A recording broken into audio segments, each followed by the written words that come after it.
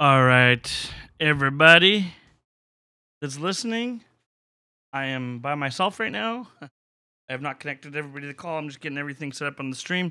If you're listening to this on YouTube later, I will put the timestamp in the comments. Know where to skip to, so you don't in the dead air for a little while.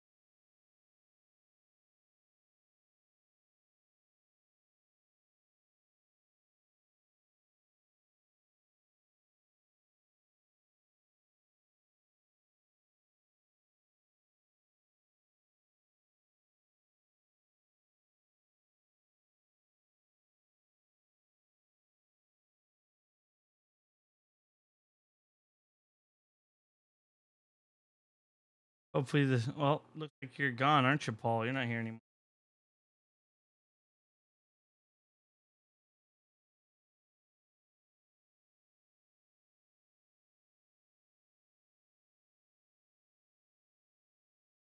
Buh-buh-buh.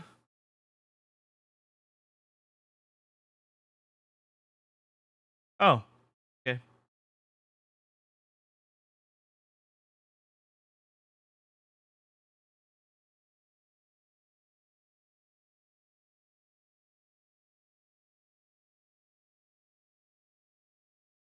Cat's ready. And oh, actually, we don't. I don't know.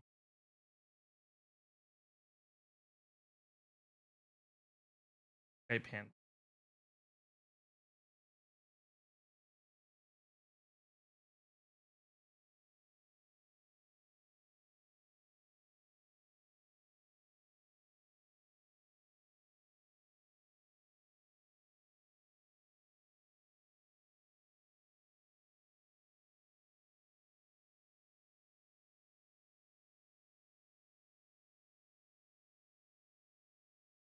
Hi, Malika.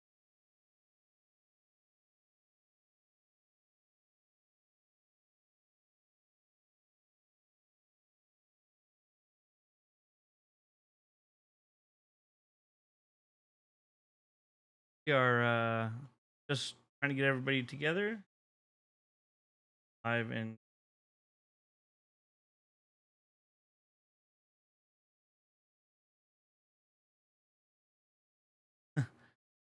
5 minutes. Got a message from.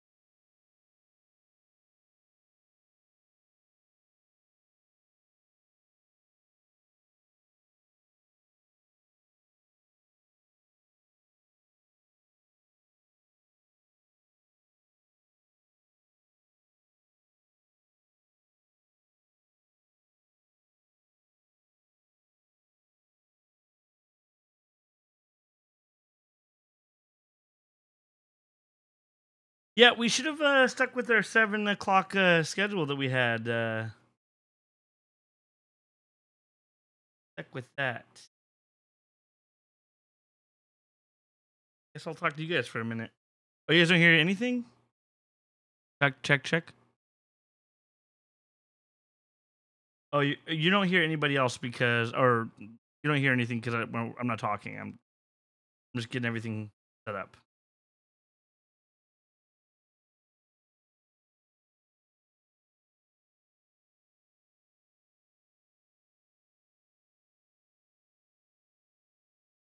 Are you guys watching The Deuce? Watching? Oh, you're watching The Deuce, right? You're part of the Deuce. Part of the Deuce drop so far.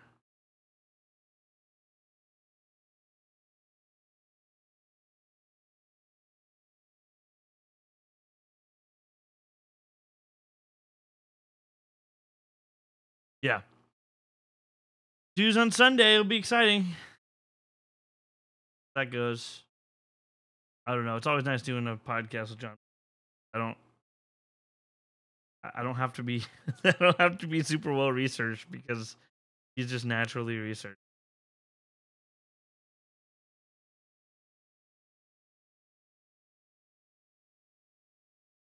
Yeah, I haven't seen much.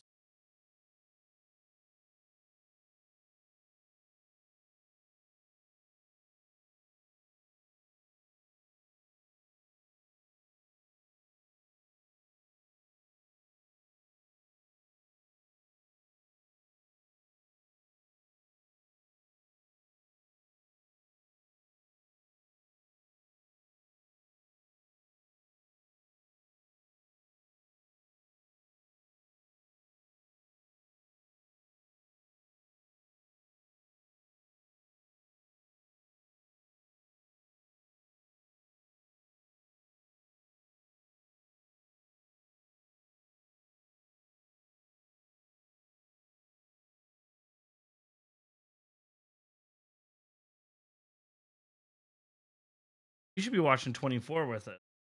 Well, hey Paul, I have a question.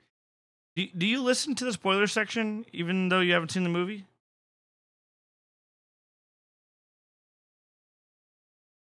Also, you should be watching 20.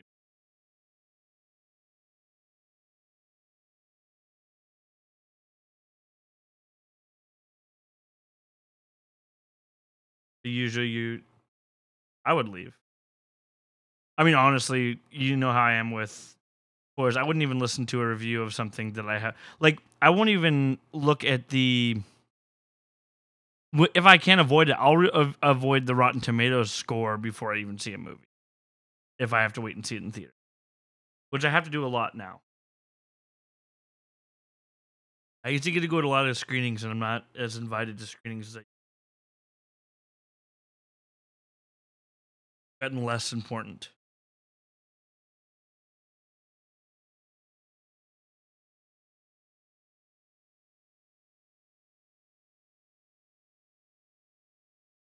Ah, cool. So Malika will be able to listen. Waiting for Shakita. Shakita, you here?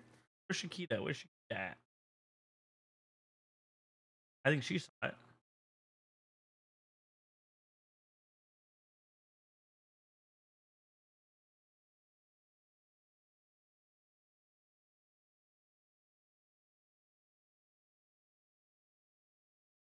You know, I remember like going into Gone Girl having low expectations, like for some weird reason. I don't know why. And saw it and was like, "This is David Fincher. This is a good movie. He did a good movie again." And I don't know why I'd gone into that movie without high expectations. You know what movie similar was Inglorious Bastards. For some reason, I wasn't like super pumped for that movie, and it's one of my favorite movies of all time. So I remember being like, "Wow, how did I forget that Quentin Tarantino is amazing?" Even though I haven't loved one of his movies as much since then, but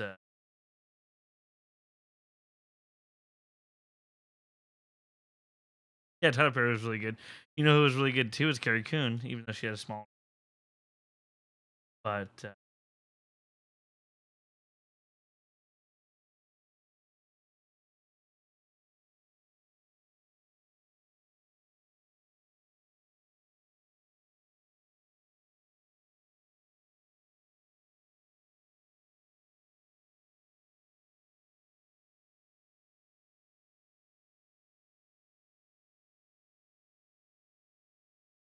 you know, to go back to Gone Girl, Rosamund Pike's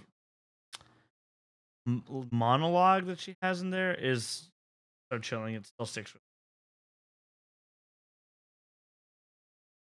Chris might be online.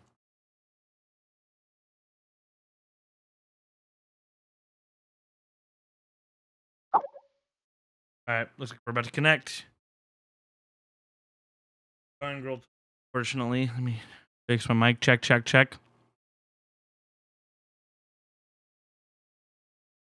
Lives. Guys.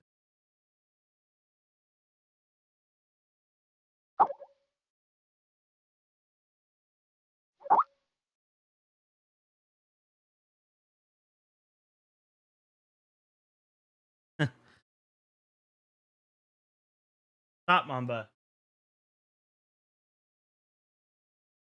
Yeah, you can only hear me because only I've been connected this time. There, I think you can hear that. Greetings. What's going on, Chris? Hey. Apologies. I'm here. No problem. Hey, Kat. How are you, Kat? Hi. Hi. You guys ready to discuss? We are live. We're already in the chat room. Of course we are. With a couple amazing listeners that I've been in here talking to. The very best. We've been talking about Gone Girl and Inglourious Bastards, and Nice. I don't know how we've gotten to the topics that we have, but we have somehow. Shame on me. I still have not seen Gone Girl. Need you on that. You should, according to the chat, you should. And but not according to you. And according to me. Okay, cool. All right. All right. You guys don't have to record. I'll record the call on through Skype. Cool. All right. All right. I think ready to blow this popsicle stand. Boom. Welcome to the Watch and Talk. I'm Dylan Shuck. I'm Chris Hartwell. And I'm Kat Ross. In this podcast, we're going to be reviewing It, as well as our top 5 Stephen King adaptations.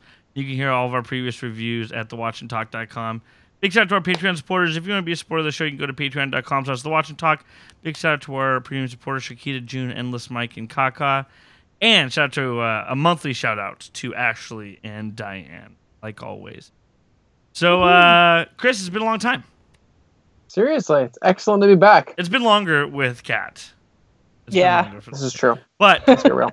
Chris is the regular co-host on here, but you made a move to Texas? To Houston, Texas. I live much closer to our good friend Paul. Yep. Actually, shockingly close. It's funny. We have yet to hang out, but it's going to happen. Yeah, they welcomed us as any good city should, with an eclipse followed closely by a hurricane. Yeah, some very godly events. Basically. Normal stuff. Yeah, it's funny if any listeners know Nathan Hartman, who's also a contributor to the podcast. Yeah, I was about to say he just moved from Indiana to Florida in time. Yeah, and now he's getting beaten by some hurricane weather. So anyway, I can't say that I'm taking all the crazy weather. I ask you about this moving because I'm sure you've done some networking since you've gotten there. You've gotten to know some new people. You've met some new people, right? Yes. And so maybe you've also boosted your social media presence too through this, right? I'm still struggling. I could use some help. You know what? I have a solution for you completely. Do you? Completely Seriously? shockingly. Oh my goodness. You could just go to CoinCrack. You can go to thewatchandtalk.com/CoinCrack to boost your social media presence. So that's all you have to do to get that squared away. So that's just so odd. Dylan, why are you just telling us this now? I know. Why? We had to have a genuine conversation for a minute or two. Otherwise, it would just be a shameless plug, right, guys? Right. All right. And over the past couple months, we have been experimenting with streaming live on YouTube. So you can follow our YouTube channel. You just search for The Watch and Talk. Once we get a certain amount of subscribers, then we can get our own URL, but we can't get our own URL. You have your own URL, Chris Hartwell? I do not. And actually, I'll just say this to the listener, too. If you're listening to the edited version on iTunes or something else like that, that's great. Continue to listen. But the fun thing about listening live is, A, you get to interact with us live. We do every once in a while type in that live chat board. But B, we tend to make a lot of mistakes and flubs on this show, which Dylan graciously cuts out for the final version that you're probably listening to. Yeah. But if you listen to us live, I mean, it's raw, it's real. It's difficult to not want that. I don't know. Paul, was it different when you heard us make our do our first re-record? I'm just curious. I know it's going to take you. It takes some time for the satellite to ping and then to get a response. So I'm not going to wait around for your answer, but I do want to hear if it was weird for you for the first time you heard us. Like, okay, let's do a re-record of that one because something happened or whatever. But it has to be fun. But anyway, the reason we say that also is because if you hear us respond to somebody. Say if we say that somebody in the chat says something, it's because they're following along on YouTube and being part of the conversation. So, yeah. So anybody that ever wants to, we are. I'm pretty active on Twitter. At the beginning of the day, once we get our time scheduled that we're going to be recording at, I usually tweet it out and give you guys notifications on our time. So. If you want notifications on that, you can follow Twitter, obviously. Or if you subscribe, there's a setting where you can let your phone know every time we go live. So. Anyway, yeah. So that's that. We got that all out of business. All right. So let's get right into let's get right into our top 5 because we have a lot to talk about. I'm sure we have a lot to discuss with this movie. It's really interesting when you review movies every week, how the entire weekend becomes a part like this movie, whatever movie you're reviewing, especially when it's a big movie like this. And by the way, this movie is. Massive. It's huge. Oh my gosh. It's huge. It's already the highest grossing September movie or highest opening movie in September, highest opening R-rated movie, highest opening. And just for the layman to kind of put it in perspective, Guardians of the Galaxy 2 was a huge film, obviously. And on its opening day, it made $56 million. It, an R-rated horror film in September, made $51 million on its opening day. That's insane. Yep. Mm-hmm. And by the way, I went to a morning showing. Right. Morning showings are usually the reason that the tickets are so cheap is because not a lot of people go to them. I had to sit to I also skip the credits as often as possible. So I usually go in 15 minutes after the starting time. I had to sit in the front row to the far left. There was no place for me to sit anywhere. And that is so unbelievably rare. Like I can't remember the last movie where going to a morning showing on the opening day, I had to go sit in the front row to the far left. At first, I was like, man, this sucks. But you know what? You always forget about it within a couple minutes, unless you're in a situation where you're like uncomfortable with your head. Like if you're...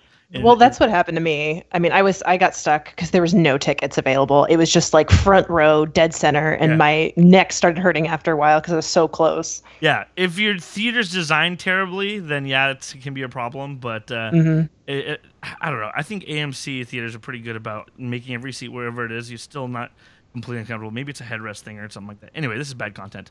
But yeah, it's interesting because then, especially going on Twitter, that's all everybody's talking about. And you get completely enveloped in this. And I'm obviously learning everything about it, this whole weekend doing research and reading about things and watching YouTube videos. And I didn't know anything about it. Like, I hadn't seen the miniseries.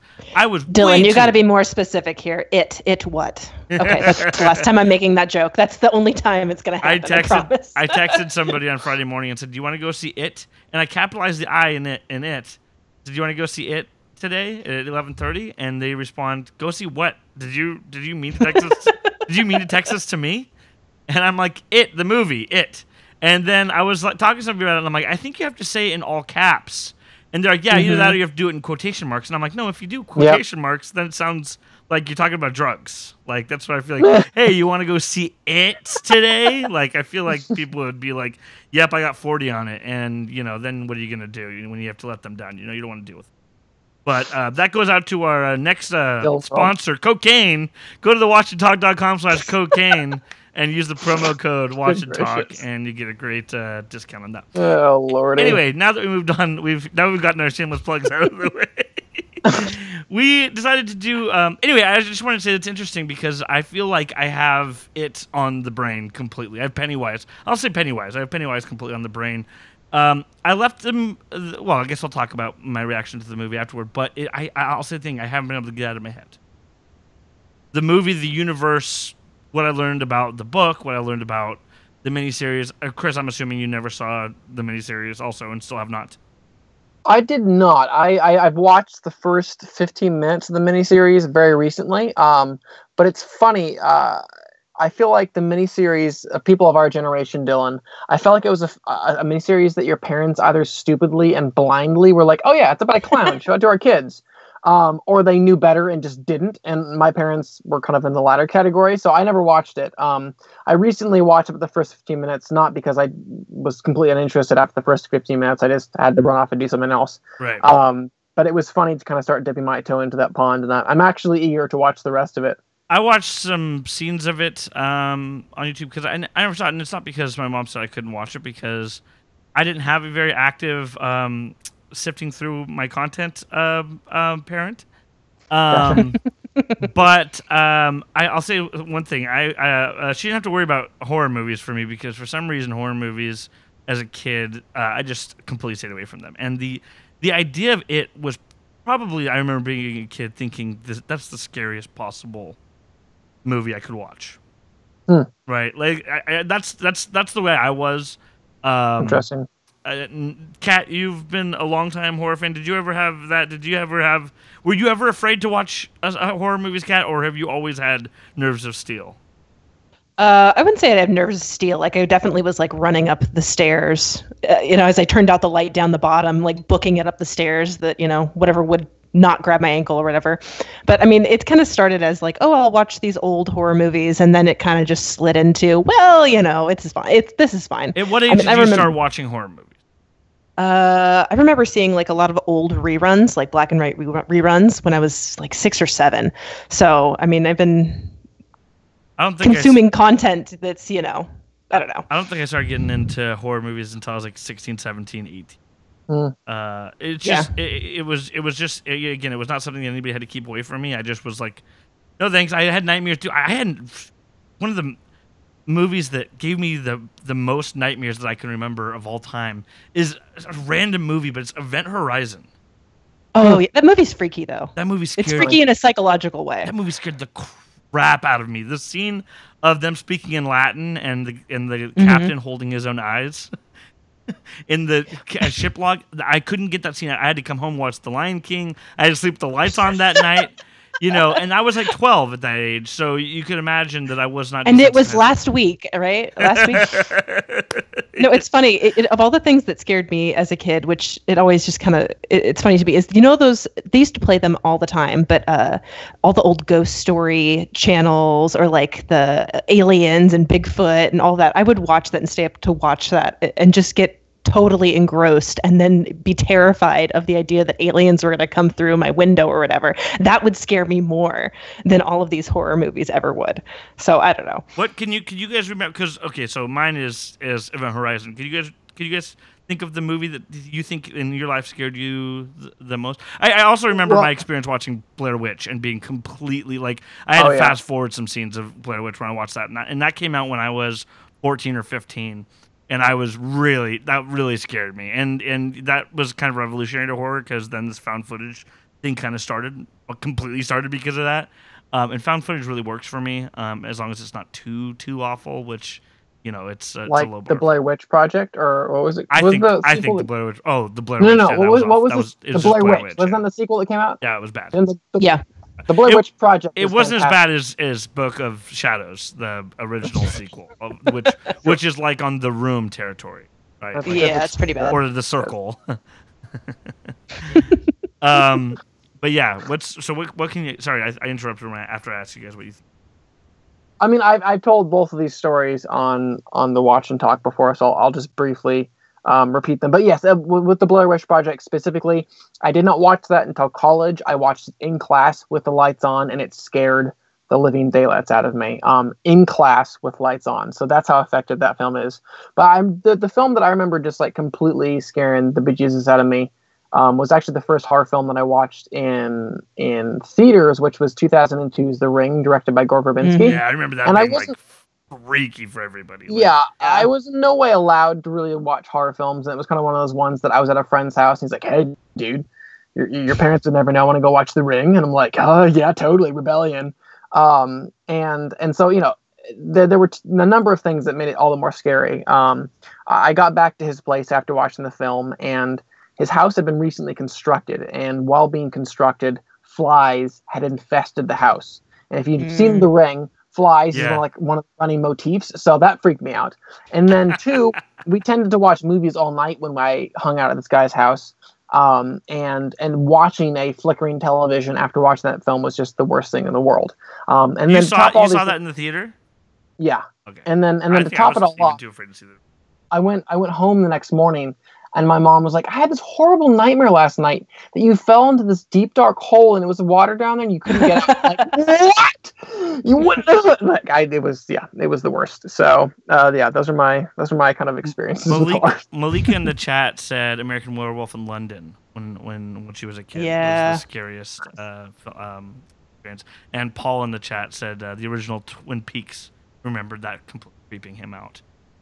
Yes. What about you, Yeah, Kat? I'm really curious what Kat's going to say, what she remembers as being the most scared you remember being by a movie. You're gonna laugh, but I think I don't remember like being the most scared, but this is the one Pee-wee's that like Big stuck. Adventure? Pee-wee's Big Adventure. No, it was the one that stuck with me the most was the original Fly with Vincent Price. The vision, like the movement of the Fly character was so traumatically terrifying for me, and then even more so at the very end. Spoilers. It's a 50+ year old movie. I think skip we're forward 30 seconds if you don't want to hear this. Yeah. At the very end, when they hear the scientist crying, right, that he's stuck on the Fly body and he's stuck on a spider web and the spider is coming down to eat him and he's screaming, "Help me!" That creeped me out. It still gives me chills thinking about it because it was so crazy to me as a kid that they could put his head on that body. This was, I'm like 6 or 7 or whatever, so I don't have a lot of concept of visual effects. It's interesting that it's always like this one thing that sticks with you, right? It's not like you sit there from a horror movie and you're like that. It's like an image. Yeah, right. It's or the image or the one thought that really sticks with you. Like I said with Event Horizon, it was just this one. Like the movie in general scared the crap out of me, and it's the only space horror movie that ever worked for me that I can remember. And maybe Kat can help me out with that if maybe I'm forgetting good space horror. But it's, again, just that scene of showing the old captain from the ship holding his own eyes and speaking Latin into a like the security camera. Because it made me think, oh, man, think of how terrible that was for them, that he would take his own eyes out and he'd be speaking their language. Just I kept putting myself in their shoes empathetically, and it was miserable. It's interesting that you bring that up because I think a lot of people, as they were going out of the theater for it, and we'll get a little bit more into it, we're all talking about the things that scared them the most specifically. Right. Really interesting, yeah. All right, let's get into our top 5 Stephen King adaptations that we're going to do this week. And, we'll try not to spend forever on it because, like I said, I think we need our time for a conversation. But I briefly just wanted to go over... I have some honorable mentions. I actually thought I thought my list would be shorter than it ended up being, but I just wanted to quick rapid fire a couple top 5. Originally, these 2 were both on it, but they got bumped after I started really digging through his catalog. By the way, I didn't know The Running Man was based off of Stephen King. Yeah. Arnold Schwarzenegger's The Running Man. No idea. But Misery and The Mist, both I originally had on my list, but they got bumped. They got bumped last minute. Misery's one of those movies one of the few horror movies I saw as a kid, and man, did that stick with me. And I just still love that ending of The Mist. One of my favorite endings of a movie that I can remember. And then movies that my sister used to really scare me as a kid, which were Pet Sematary and Thinner, where she would just tell me about the movies and I would get scared just from her telling me about Thinner and Eat Your Own Pie. Eat Your Own Pie. And Pet Sematary, obviously, because Pet Sematary, man, it's like some of Stephen King's adapted movies or even his books, to me it seems like it's horror, R-rated horror that's written for kids. And I feel like the idea of Pet Sematary... he knows how much that's going to affect a kid, or especially the filmmaker, I think, knows that even though it's R-rated, that kids are going to watch this movie, and it's really going to freak them out. And then lastly, I put Carrie, but it seemed like Kat had a R-rated horror that I think is... I mean, I would definitely argue that Stephen King's writing is definitely not specifically to scare children, specifically the content. A lot of the violence and terrible, awful, negative things that happen in his book don't happen in the movies because they're just too much. They're too much for the movies. So, I mean, I would say the movies, yeah, a little bit more, but not necessarily the books. Yeah. Got it. So those are my honorable mentions. Anybody, you guys have honorable mentions? I have a ton, Okay. but I'm gonna let Chris go. I'm gonna let Chris go first. So Yeah, and mine will be a little bit quicker. My list of Stephen King adaptations is full. I have a full 5, but it should be more robust. I haven't watched enough Stephen King adaptations. Two of the main ones that I really do want to watch still and have been on my radar for a long time are Stand By Me and The Green Mile. I just have not got around to watching them, and I should. But films that I have watched and are on my honorable mention list are the 76 version of Carrie and Children of the Corn. I feel like Carrie, and this is something that I was definitely reminded of watching it. I also meant the 76 version for the record. Yeah. I think we're all meaning that. It's Stephen King's infatuation, I guess, with not just exploring supernatural horror, but a much deeper kind of interest in exploring the horrific things that we do to one another, to our children, to our peers, to our parents. And Carrie certainly explores that in some really unnerving ways. I mean, that opening scene is just, oh gosh, it's horrible. And I feel like I was just reminded of that again watching it. And yeah, so Carrie possesses that for me. And Children of the Corn, I'm not a huge fan of it, honestly. I've never seen Children. Really? But Yeah. it for me kind of possesses some of the schlocky kind of goodness that horror films can sometimes possess. Why can't you say horror? You can say it with an A, horror films. Yes, because horror films. Horror is WHORE and horror is HOO. Horror. Anyway, yeah, that's why you literally say horror. You're welcome. You're welcome. You literally get it. Anyway, Kat, want to rapid fire your honorable mentions? Sure. Here we go. You ready? Oh man. Yes. All right. So. Yeah, let's sit down. Silver Bullet, Creepshow, Pet Sematary, The Mist, and the It miniseries.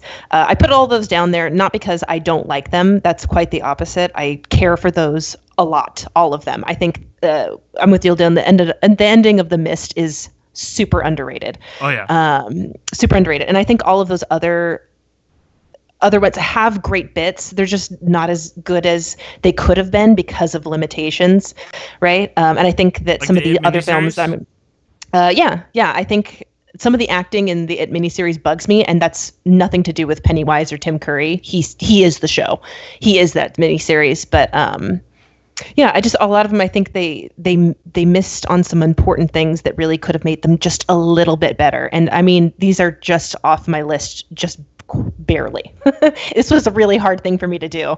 Really, really hard thing for me to do because there's a lot of his movies that I just care for a lot. You having 5, I thought when you represented it, you made me feel like you were gonna have a lot more than that. So I really thought that we were gonna. I had to delete. You wore out the delete button on your keyboard. All right, let's get into our top 5. I think there's also interesting too is. I recommend anybody out there just Google search Stephen King adaptations and skim through them. There's going to be there's a lot that you'll probably have forgotten, and there'll be a lot that you be surprised by. My number 5, I'm surprised by. Maybe I knew, but I completely forgot that this was an adaptation. And as far as I know, I might not have ever known this. But my number 5, which bumped The Mist at the last minute, was Apt Pupil. And that is about Brad Renfro, the actor, discovering Ian McKellen, his neighbor, I believe, was an old Nazi. It was an old Nazi general that was in hiding in the United States and had assuming a new identity. And he discovered it, and he blackmailed him with teaching him about everything he could about. And this is a Bryan Singer adaptation. Oh yeah. If I remember that correctly. But fantastic ending, fantastic performances by everybody, really chilling movie, and a chilling exploration of Nazism in general, and how it affects the effect on aspiring Nazi youth was chilling in a similar way to American History X. What's your number 5, Chris? Yeah, my number 5 is a film that I've only seen once, but I do remember it just being, especially during the time that it came out, just kind of an example of a quote unquote classier horror film that just didn't rely solely on jump scares, that was interested in exploring something psychological. And that was 1408 with John Cusack and Samuel L. Jackson. In it, you find this man who's kind of a paranormal debunker, essentially, who after losing his child kind of travels around debunking paranormal experiences and places. And he comes across a hotel room that certainly challenges that presupposition.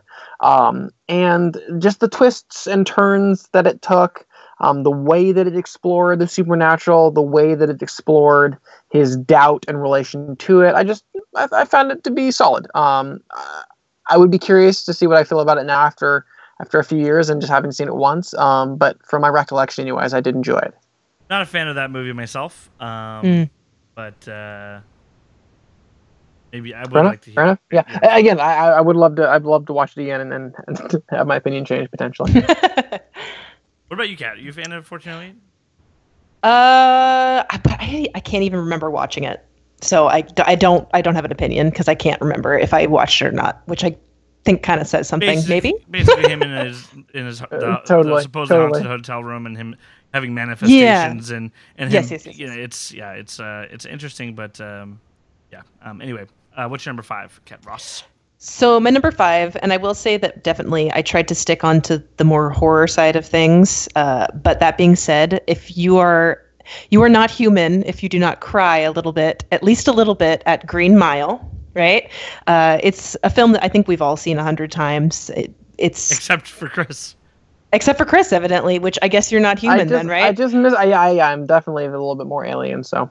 I mean, you have to try to not see Green Mile. They played it on TV growing up over and over. I wasn't allowed to watch TV, so that's probably. Oh, no. Okay. Yes. I'm telling you, about 15 minutes into Green Mile, it's one of those movies that makes you go, wow, I really like it. You very quickly into the movie, you're like, I really like this. Like, I'm really excited about this movie. Frank Darabont's the dude. So, exactly. No surprise. Exciting. You'll be like interested, riveted.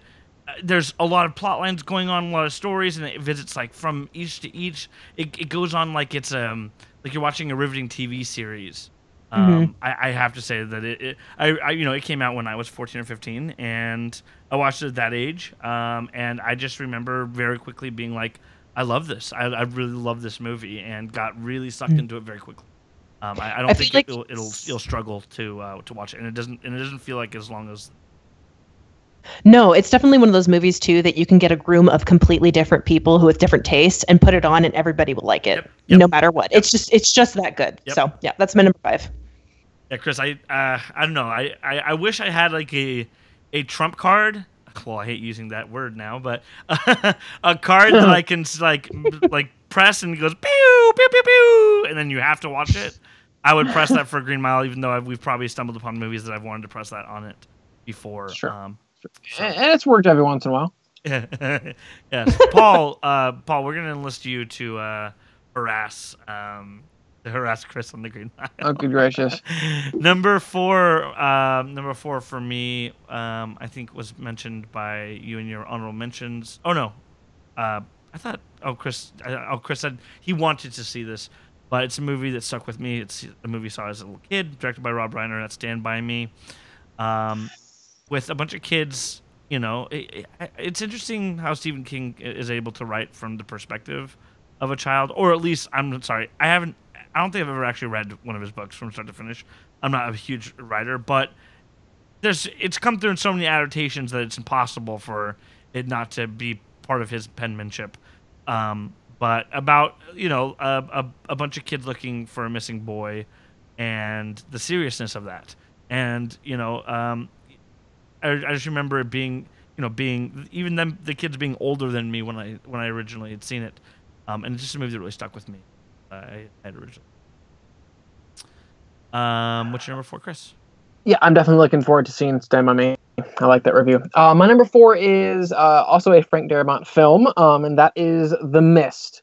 If you guys have not seen this film, I would highly recommend watching it in black and white.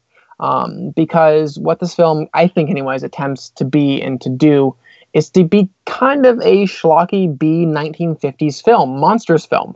Like the monsters films of the 1950s, which had at that time, practical effects. They still weren't very good. They were very low budget and very obviously, rubber creatures. And now they scared me as a child. Okay, right, totally. And I think if you played The Mist for someone the age that you watched those films, they would also scare them too. But if you watch it as an adult, the CGI is clearly not that great. However, I feel like what this film does well, and this kind of goes back to what I was describing with Carrie, is just kind of the exploration of the darker side of humanity. And what humans do when stuffed into a confined space, when death is imminent and horrors all around. It definitely tends to draw the horror out of the individual souls, and I felt like The Mist did that. And obviously, the ending it definitely pumped up the rating for me too. It was just so shocking, and I love the behind the scenes story of how Frank Darabont actually conceived of the ending and actually even surprised and inspired Stephen King, the original, obviously, author of it. So, yeah. That's and by the way, there's 3 films that Frank Darabont adapted. 3 Stephen King, all of his best movies were adapted or adaptations. And what's interesting enough is that he, as far as I know, has not. Oh, he did a show called Mob City. I was gonna say he hasn't worked since The Walking Dead. Whatever happened to The Walking Dead really hurt his career, but he did do a couple episodes of a show called Mob City in 2013. Unless The Majestic's your favorite movie, it's it's all Stephen King adaptation. I enjoy The Majestic. All right, what's your number 4, Cat Ross? I agree with you, Dylan. Stand by Me. It's really the perfect growing up buddy movie. I remember it being for a long time one of my favorite movies because it just made you feel good in so many ways, right? It's also one of the books that I did read through. I still have my old paperback copy that's completely ripped up and torn up because it sat in my backpack for a long time because I would sit and read it like a big, huge nerd at lunch with my lack of friends reading about friends. But I used to read Michael Crichton in those situations. So oh right, yeah. Michael Crichton reader. Right on. Yeah, but it's a beautiful movie. It's well done, but it just makes you feel so good, and makes you kind of remember your own fond memories as a child. Growing up and that bond that you had with the friends that you had, and I don't know, it's great. Again, it was probably a movie I've seen over 50 times. It's fantastic. Number 3, I think this might upset Kat, but I have a good reason for my number 1 and number 2. But number 3 I put is The Shining. Is The Shining the only Stanley Kubrick Stephen King adaptation? Mm-hmm. Yep, definitely. But anyway, I mean, what do I need to say about The Shining? It has a huge place in film lore and launched the career. I mean, Jack Nicholson was already famous by then, but it really solidified him as an all-time Hall of Famer already when it came out in the 70s. And so, The Shining, number 3. I know this is customarily against our rules, but I'm going to actually say my number 3 is this year's It, and I will explain more why later. Against the rules, but that's fine. I apologize. Rule breaker. Rules are meant to be broken. Cat, what's your number 3? Are you following rules or are you breaking them? I'm following rules. I worked very hard to keep in the rules, even deleting things that I loved, Chris. So, just saying. I'm so unfair. sorry. This is very unfair. The chat has turned on Chris now, too. No. Yeah, I know. I'm fine with it. So my number 3 is Misery. Excuse me. I recently had the opportunity. We have a little local theater that every month plays a horror movie, and it's horror movies that you can't see in big screen anymore. So I recently got to see Misery. I've never felt so uncomfortable physically in a room with a group of people in a long time, where you can feel that tenseness, and suddenly, I don't know, that gets taken away when you watch movies on a smaller screen or you watch them on DVD at home. You just don't feel that as much Especially anymore. now with smartphones, how you can easily just grab your phone and start messing around on it. Yeah, it just loses its intensity, and that's something I kind of want to hit on when we talk about it a little bit later. If things are not as scary. When we talk about what, please be more specific. There's a lot of movies that we're just. Oh God, I thought we were done with the joke. Can we red card this? Is that okay? We can trump card it. Okay, perfect. I'm in. Yeah, it's one of the few horror films that actually got any sort of accolade and any award, and it shows for it. Kathy Bates' performance is incredible. And to see a female horror villain in that way is wonderful. And being so powerful over a man. Yes, exactly. And it's not just, a super tropey, ghostly girl, which thanks to The Ring, it's because that's the only type of really horror villain, female villain that you see anymore. So to see Kathy Bates in that role, it's a mind trip. It's Think great. About the mega fan that approached Stephen King that inspired that movie for him. It must have been, right? Like, maybe the behind the scenes story, but he had to have been approached by or gotten a letter by somebody that inspired that him writing that book. Yeah, absolutely. I don't know the behind the story on that one, but yeah, that experience, that whole feeling, the feeling of dread, and you want so bad to for him to get out of that situation, right? That you're physically tensing up your body because you're so hopeful, even though you know the movie and you know what's going to happen. It still makes you uncomfortable. I think that movie was my introduction to the term sledgehammer, and I think it probably took me until I was like 15 until I thought of when I didn't think of it bashing someone's legs when I heard the word sledgehammer. Like, that was just ingrained into me. This is another movie that my sister would just tell me about. She'd come and tell me about the whole start to finish of a horror movie, and that was enough for me, right? Like, that was my first experience with the movie. Every time I heard the term sledgehammer, I thought of it bashing your legs. So it was ingrained to me as a kid. So that's. And watching it again in a group of people, and a chunk of those people have never seen it before, hearing the auditory, and like that quick breath in was so satisfying. I wish more of these movies got played on the big screen and had a little more opportunity for people to see them that way, because it totally changes your experience. Hey, off topic, but I'm going to a midnight showing of an old movie tonight that I'm extremely excited for. And it's not a horror movie, but actually it's a horror movie for one person at least. I'm going to go watch The Room. Yeah, that's fantastic. I've never seen the movie from start to finish. Oh, hi, Mark. I can quote 12 minutes of it at least. Anyway, how is your sex life? But I'm really excited to see. I'm going to go see it here in a couple hours, and it's played like the Rocky Horror Picture Show. Everybody comes and quotes it and laughs the whole time and throws spoons at a certain scene. I don't know too much about that, but this guy that introduced it to me is like, you have to bring plastic spoons with you. So I'm excited for that. But anyway, you seem like you'd be the expert, Mark.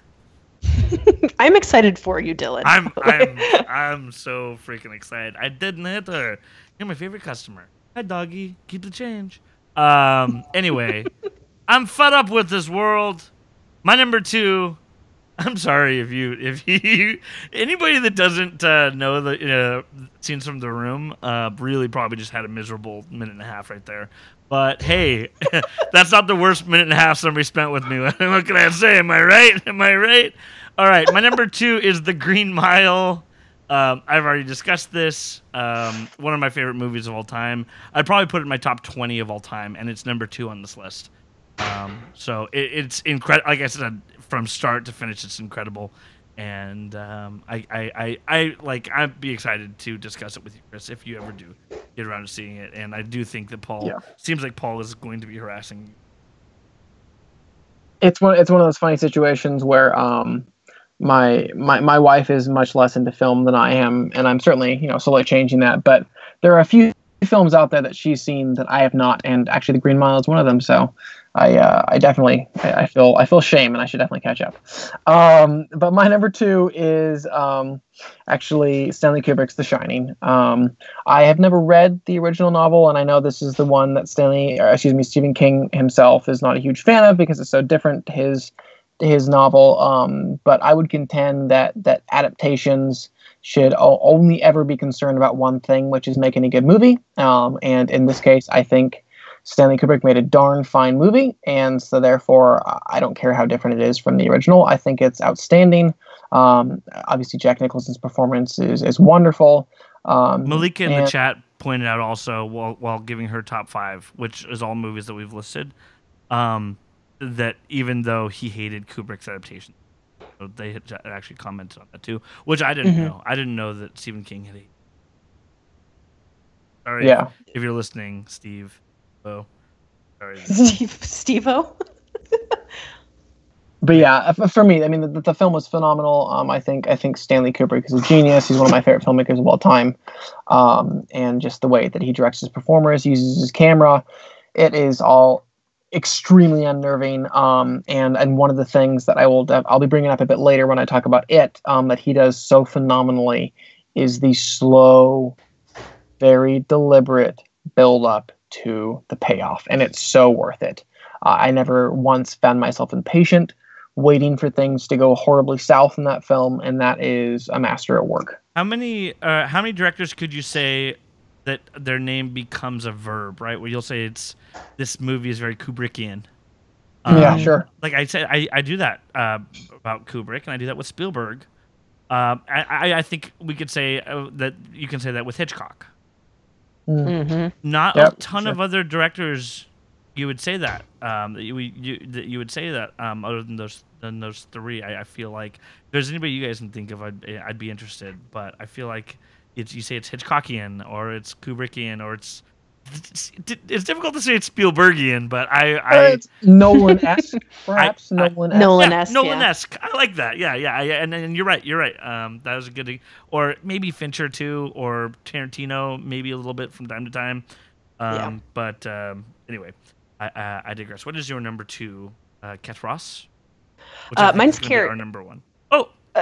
Carrie. Carrie is one of my all-time favorite horror films. I feel like obviously, again, we're talking about the original because the other one doesn't exist. There wasn't ever a remake. I'm just going to go ahead and say it. I thought there was, but yeah, I guess I was. No, there was, but there wasn't. I know. In the same way that playing along with your cat, I was playing along. Damn it. Well, also like Spider-Man 3, it doesn't exist, right? So, Carrie, it's a perfect. It's a perfect story in the sense that you really understand and truly feel the same way Carrie feels.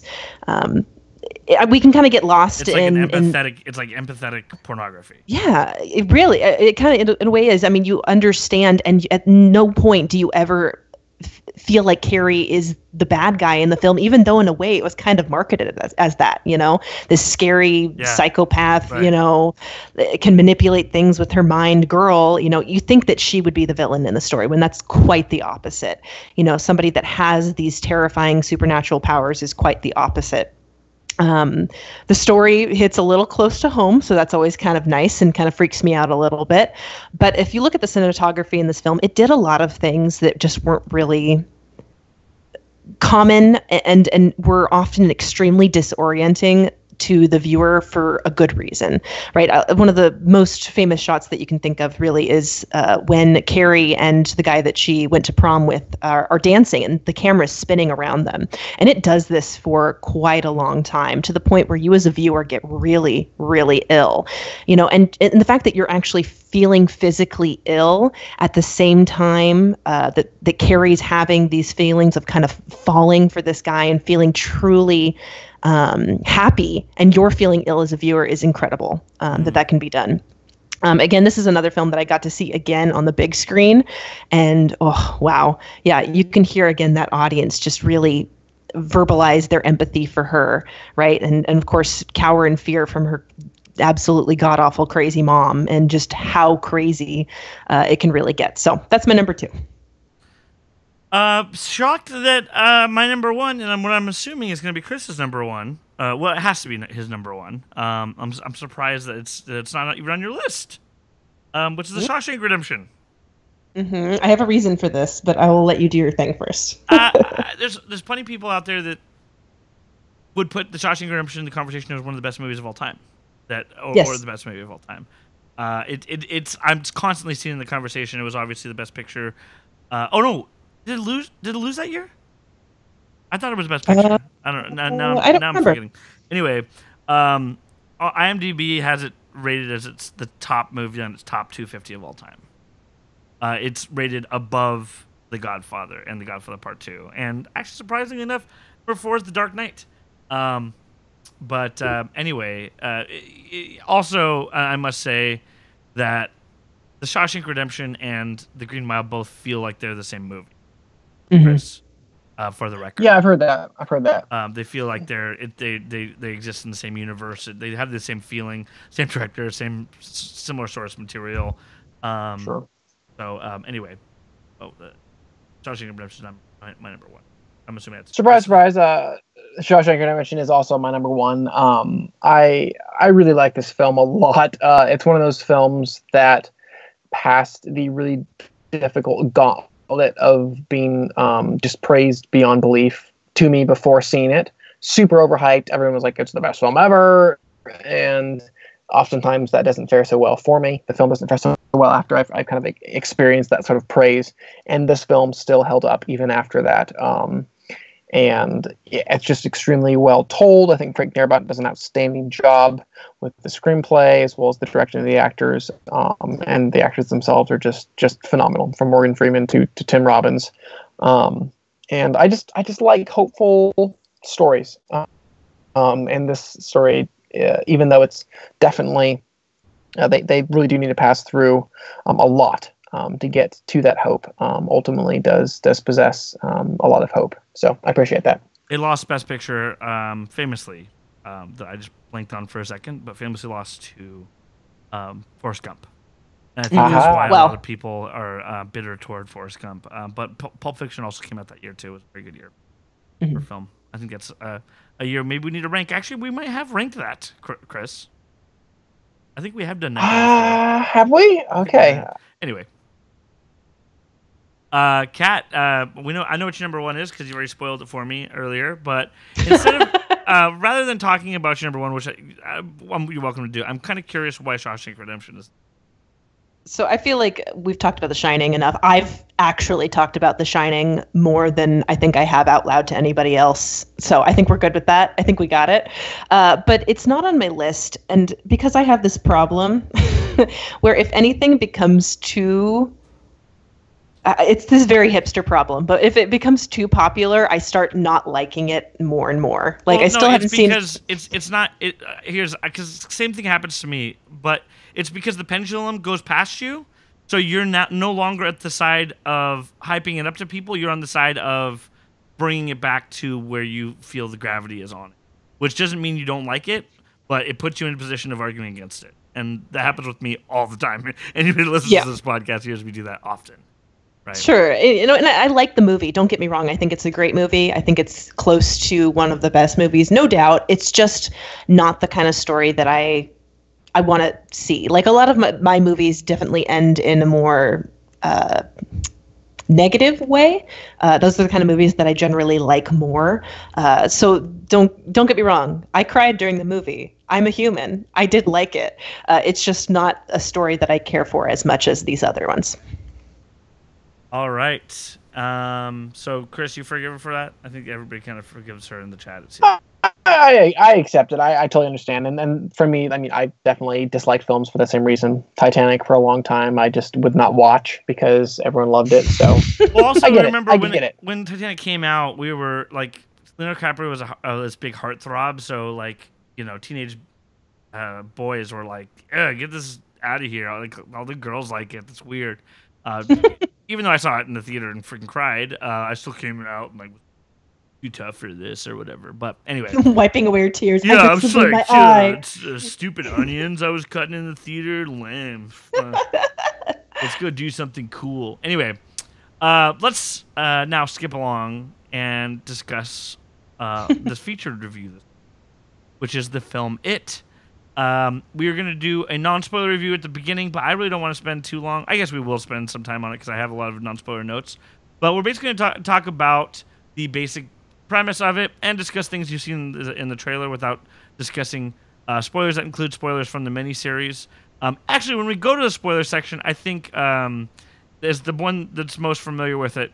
Yeah, don't spoil the future story. I mean, we can discuss it a little bit or anything like that, but anyway, it's safe to listen to as long as you're basically watch the trailer and you know the basic premise and ideas of the movie, all that kind of stuff. But the IMDb plot summary is a group of bullied kids band together when a monster taking the appearance of a clown begins hurting children. Chris, why don't you start things off with your non-spoiler review of the film It? I will kick it right off. Like I mentioned while talking about The Shining briefly. Hey, Kat said red card on that, but I'm sorry, Al. I didn't even notice. I didn't even notice. Okay. It's difficult. So like I mentioned with The Shining, something. Actually, let me back up 2 steps. I'm not a horror film, or have not been for a long time, a horror film connoisseur. To contrast, I am a superhero film connoisseur. As such, I kind of have become a superhero film snob.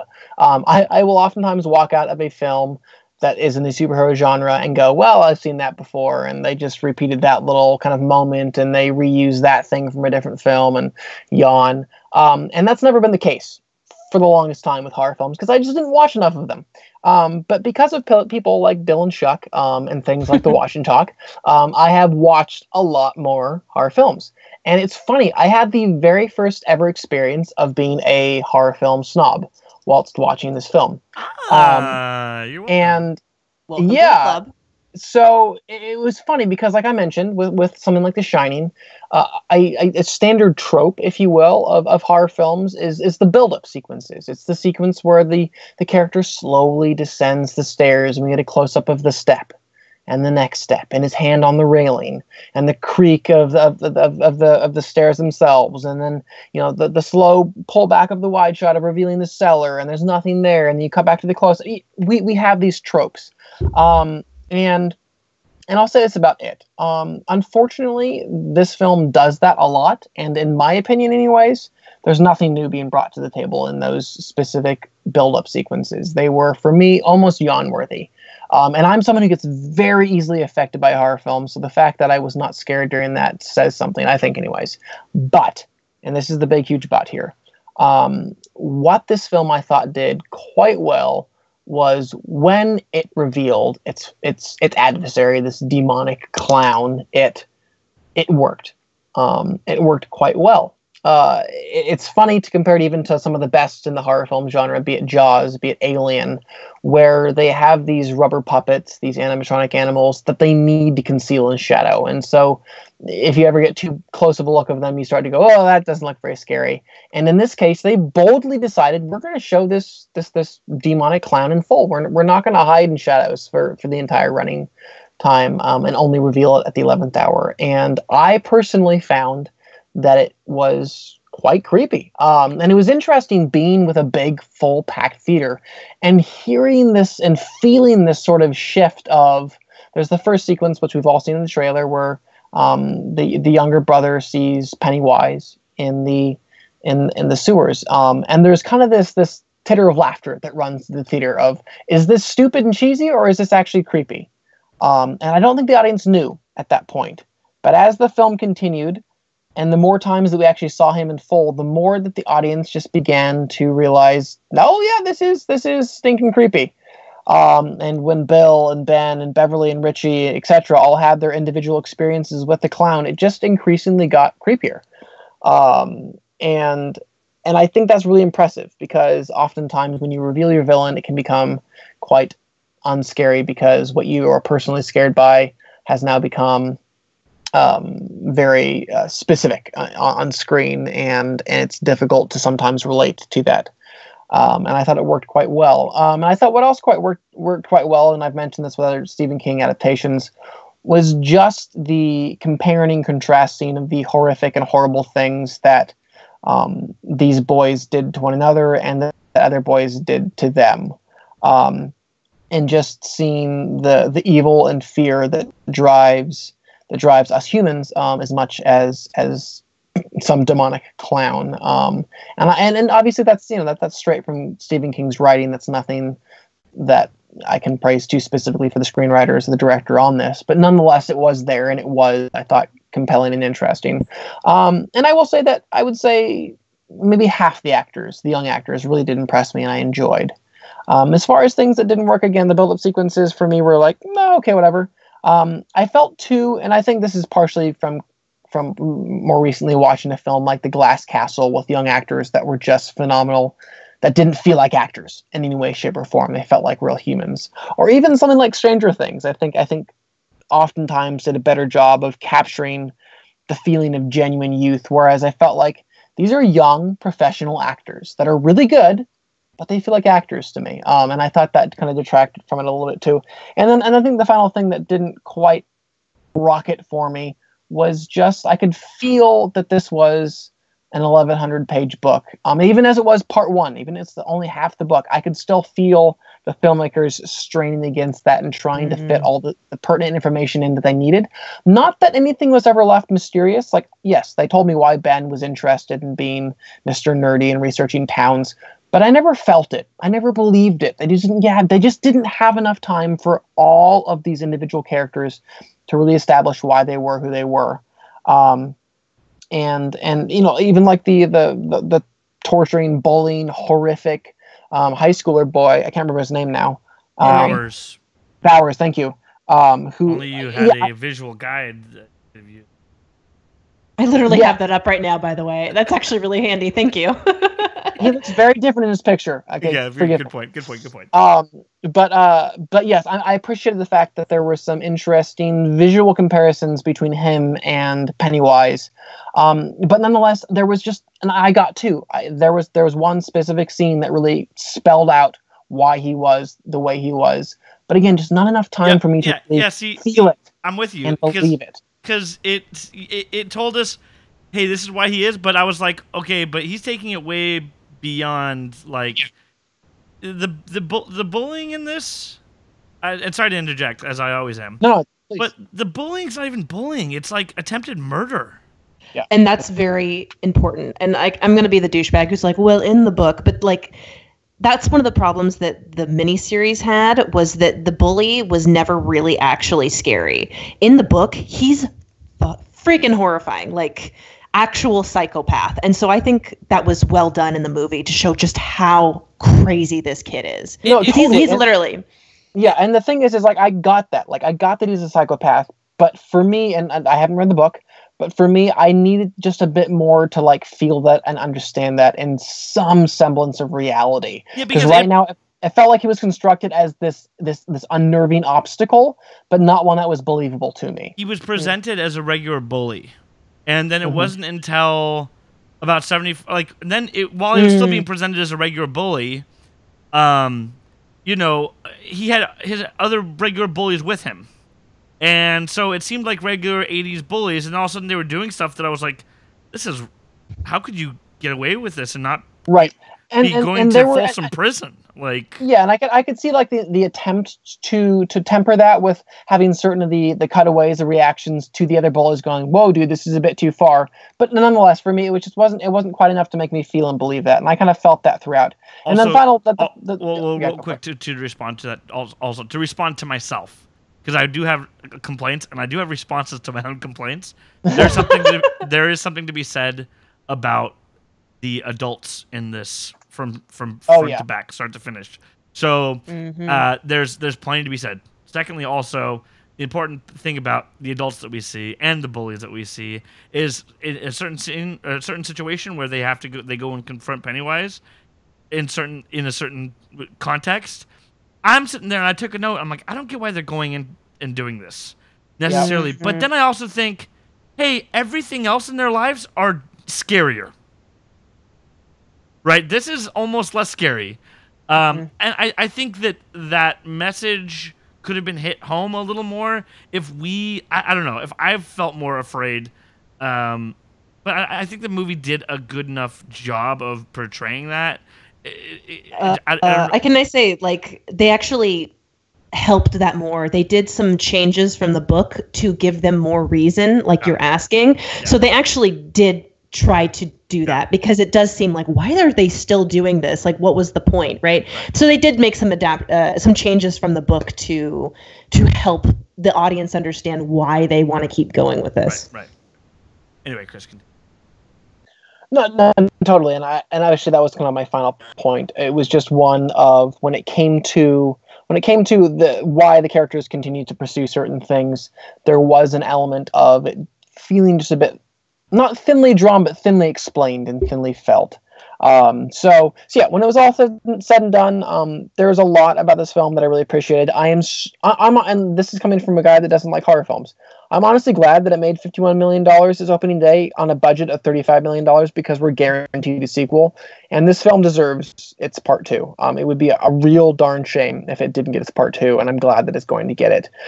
Because I really do think that Stephen King's book, I haven't read it, but from what I've seen, it seems like a really interesting book with a lot of really interesting, horrific concepts in it, and I would love to see the conclusion of this. And this first chapter and the direction in it definitely made me feel like, you know what, it's worth it. And I don't know how the It apparition is going to continue, but he himself I thought was fantastic. To Shikita, I thought the acting was excellent from Skarsgård. You're welcome.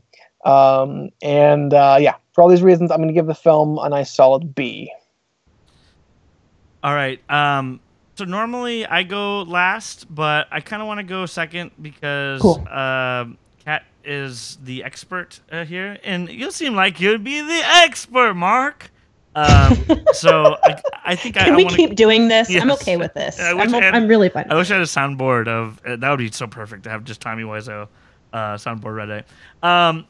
Okay, so I have to say, initially leaving the theater, I was frustrated.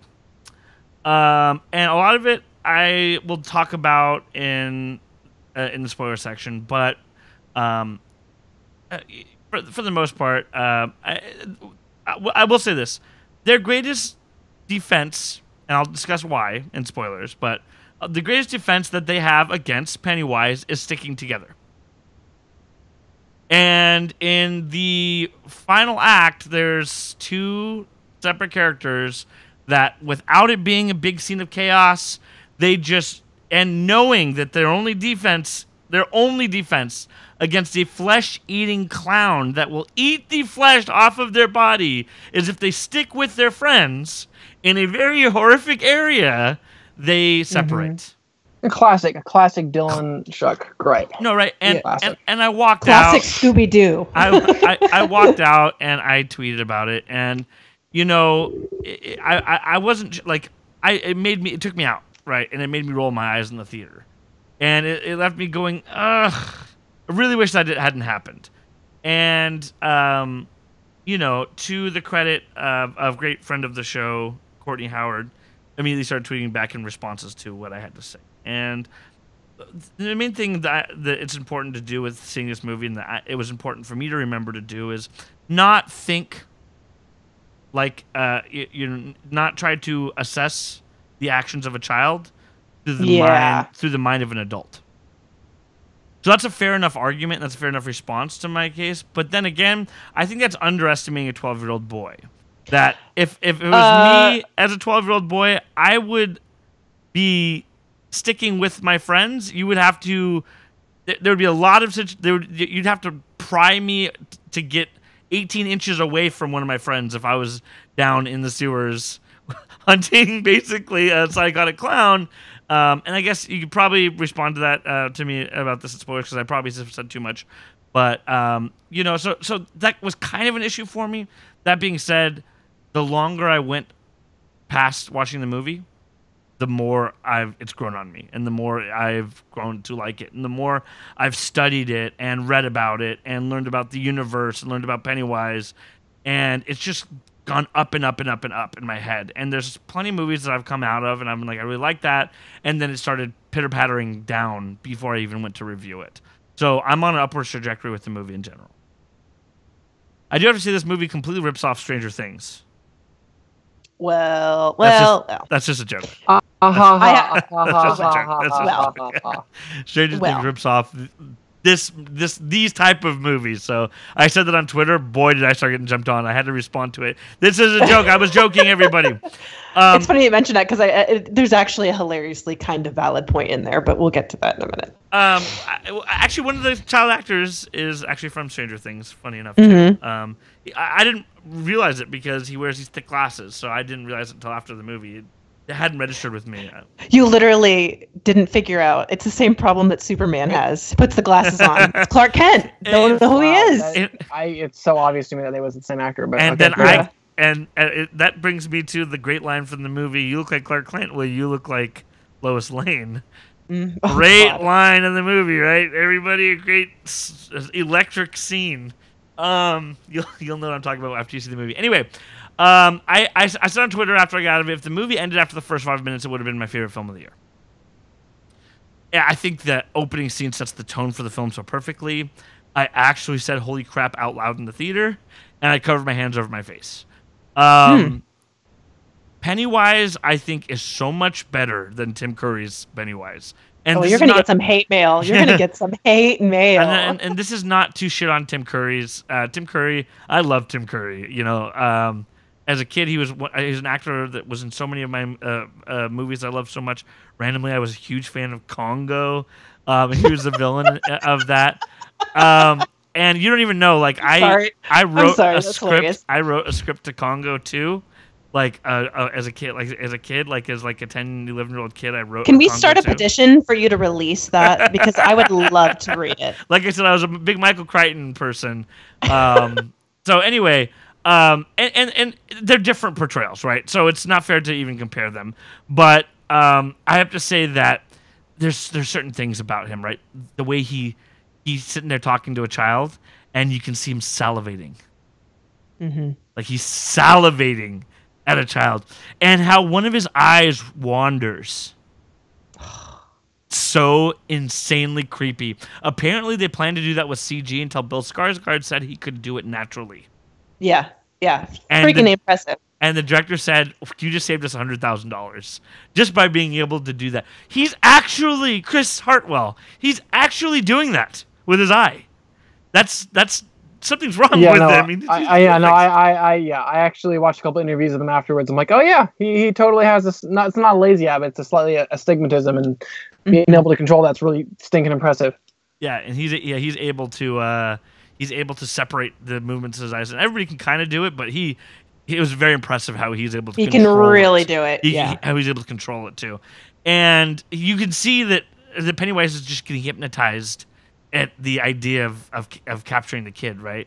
And the scene is longer. Inside the sewage drain is longer than the Tim Curry scene. Here's the thing, though, is I wish I just got to see him talking more often. Him moving fast, attacking scenes that you see in the trailer did nothing for me, but hearing him talk and his reasoning with the children and his attempt to tempt them and his presentation of temptation to them was incredibly disturbing to me, and I couldn't get enough. I literally just wanted to see him talking the entire movie. I didn't get enough of him talking, but I guess it's better for me to leave wanting more than getting too much, right? But for me, the film made me more intrigued than scared. There's a problem kind of for me. Like I don't think I was ever really even scared. And can I just real quick? Yeah. I'm so tired of people saying, "Well, it wasn't that scary." Like, I have a response. I have a response to myself. Okay. To my complaint. Good. Because I'm getting really tired of that. Yeah. Okay. So there's throughout lots of horror movies, there's a point where I'm like, "Fuck! Why did I do this? Why am I doing this? Why am I watching this?" And that never happened in this movie. But I don't think that's the point. I have you here in my notes. The story is much deeper than a conventional jump scare horror movie. It's much deeper than Annabelle Creation. And I said, well, I found Annabelle Creation. Did you ever see it, Kat? No, I haven't seen it yet. I found it relentless.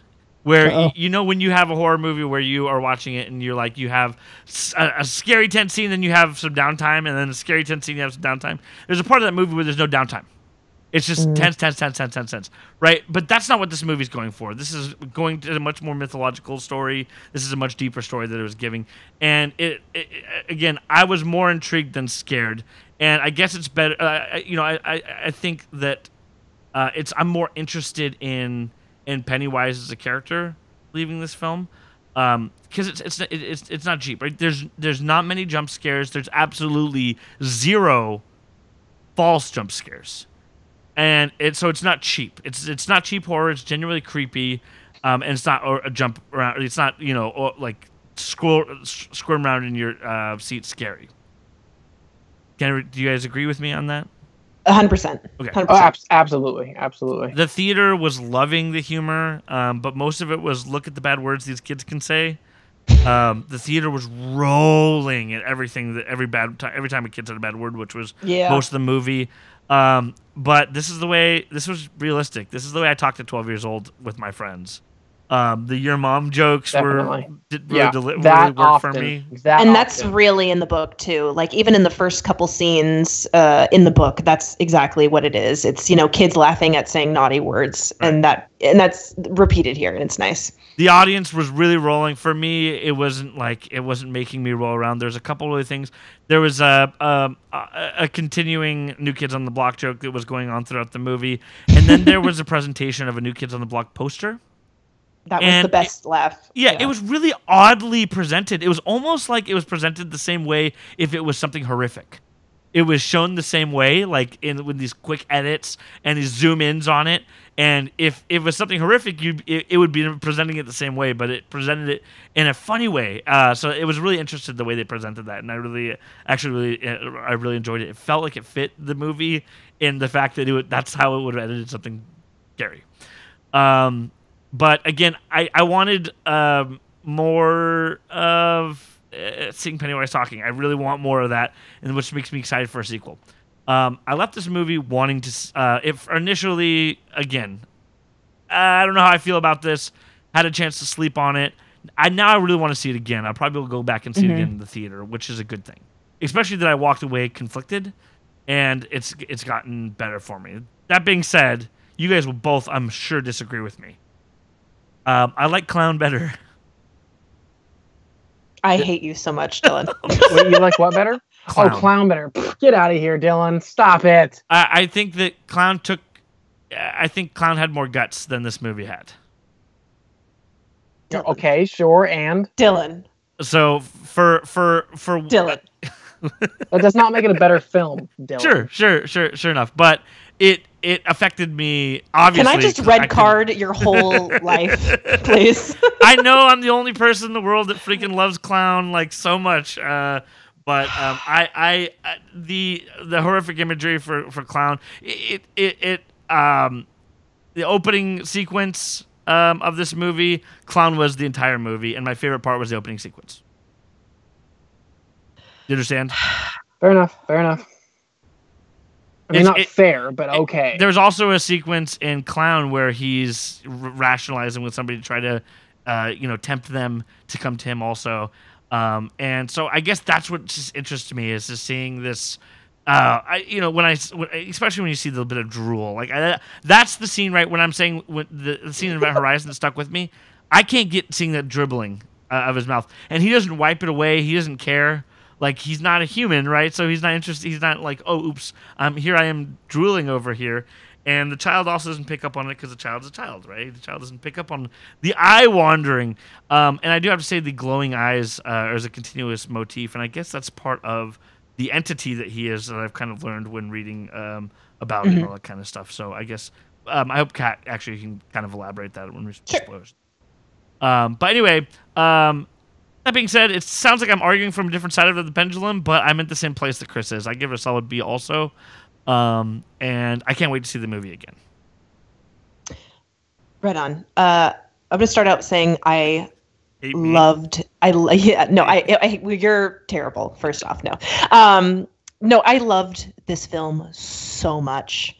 There's little nitpicks that I have, and the nitpicks I can almost explain away in the sense of, oh, well, it was this in the story and they had to change this, or, oh, they didn't have enough time. Like anything that I felt was overly nitpicky on my side, I feel like I can even explain myself out of. As a person who's really involved in the story, I read most of the book when I was younger, but when a book is that long and you're a lot younger, you're quick to lose interest really quickly because the book is extremely detailed. You almost forget that Pennywise is part of it because there's so much extra content. But I've seen the miniseries many times. Know the story extremely well. The ratio of Pennywise that we got in the movie is much more than the ratio you get in the book. Exactly. Yes. I mean, I should be grateful for the Pennywise that I got. That's what I'm saying. Like all these things that you're like, well, this could have been. I'm like, but in the book, it's Sure. This is probably the most accurate. And again, I love Tim Curry. I think his portrayal was terrifying and almost a little bit funny, which I kind of was hoping this Pennywise would do a little bit more. Yeah. I wanted like one good joke, one good something. It never quite happened, but I'm not mad about that because again, this Pennywise is way more book accurate, way more book accurate. I think his performance was stellar. I think this is going to be one of those things where, remember how we used to say there could be no better Joker than Jack Nicholson, and then Heath Ledger came around. And we're like, and then Jared Leto came around. And we're like, damaged man. That's the real thing. But I feel like it's kind of like that. I mean, this is definitely a different portrayal. It's an apple and an orange kind of thing, but this is just so much more. It is a perfect. Jack Nicholson is Tim Curry, and this is Heath Ledger. This is a perfect comparison. It absolutely is. And I'm not saying that either of those are bad or, good. It's just that they're different. And one is definitely almost more impressive. And I hate to say that because I love Tim Curry so much. Do you agree with me on that? Yeah, I do. I mean, I love the portrayal. I would watch it. I love it in the same way that I like the original Batman and love it and think it's great. But it's just different, and it's different in good ways, if that makes any sense. Yeah. The one thing that I do have to pick on, and again, this is a problem because the book is so dense, is that the pacing of the movie did feel a little weird. In the book, it goes on for so long that you almost forget Pennywise is a thing, and it does feel very Stand By Me-ish. And you've got that from this film. Is this you wanted to spend more time with the kids and bonding, and why their relationships were so important, and that plays in later in the movie. But it did mess with the pacing a little bit, where you kind of felt jerked around. And again, like I get it. It's a very hard book to adapt because there's so much there. Some things they did do for the reader was there was little references here and there that I felt like it was maybe just me because I was in front row, dead center, that I would just laugh randomly because there was a reference that evidently no one else got. I don't know why. That was a little nod to the reader, or a nod to the miniseries, or something that would kind of excite you. In a room full of clowns, and one of them is the Tim Curry clown. That's the one that I pointed out when I saw an Easter eggs video. I'm like, I spotted that one. Yeah, that was nice. And, they were going to do that. They have to. They have to have something. They had some references, to the miniseries as well, in lines like Beep Beep Richie and stuff like that. But apparently a lot of shirts, a lot of references to a lot of things on shirts that on YouTube. Yes, absolutely. Which is great.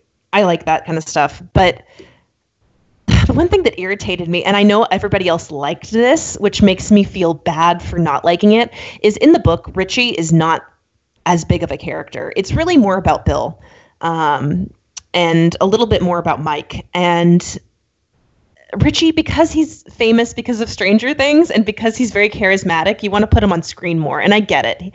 He's funny. But it was almost a tiny bit irritating because I wanted to get on with things, and he's just not that big of a character. What about Ben? What about Ben? Because I get the impression that Mike was bumped for Ben. Yes, there was some switching. Now, I'm not 100% sure.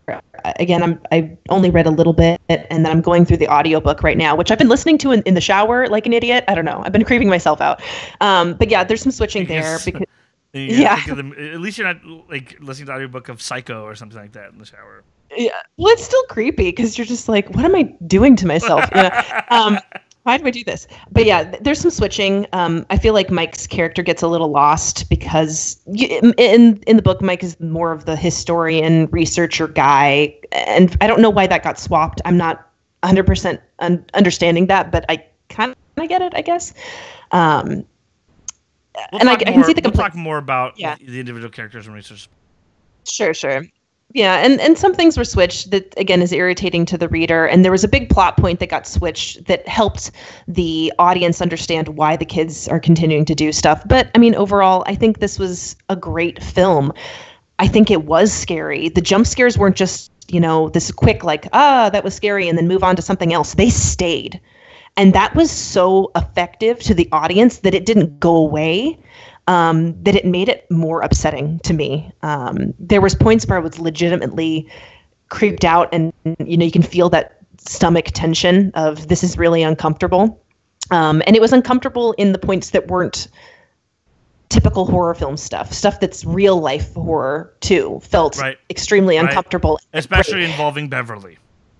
Absolutely. And the fact that they went there, because you got to understand the book is 300 times more horrific than the movies are. And there's some stuff in the book that the movies just can't do. And I get it. That's what I read. Right. And I get that. No one's ever expecting that to happen because it's just so hard to explain away that you can really only do in the book. I feel like, remember how I said that I felt like Clown had more guts? I know that you're trying to erase that from your memory that I said that.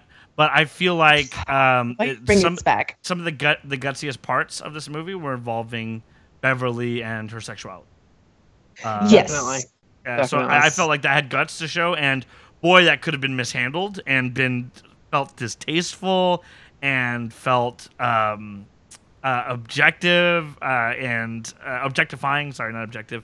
And it could have been really gross, and it was gross in the way the director wanted it to be, and not in the why is the director doing this, showing this.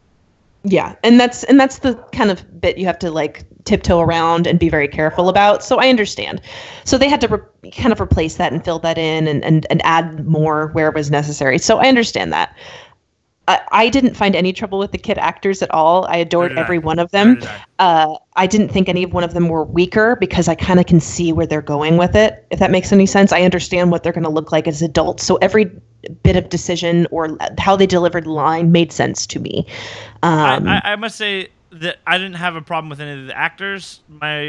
If I had a problem, it would be with the character, not the actor. Yes. I thought that, for instance, I thought that like we'll talk about it in spoilers individual each, but Stanley and Mike I felt were not really fleshed out that well and were background. But it must be really boring for people that haven't seen it.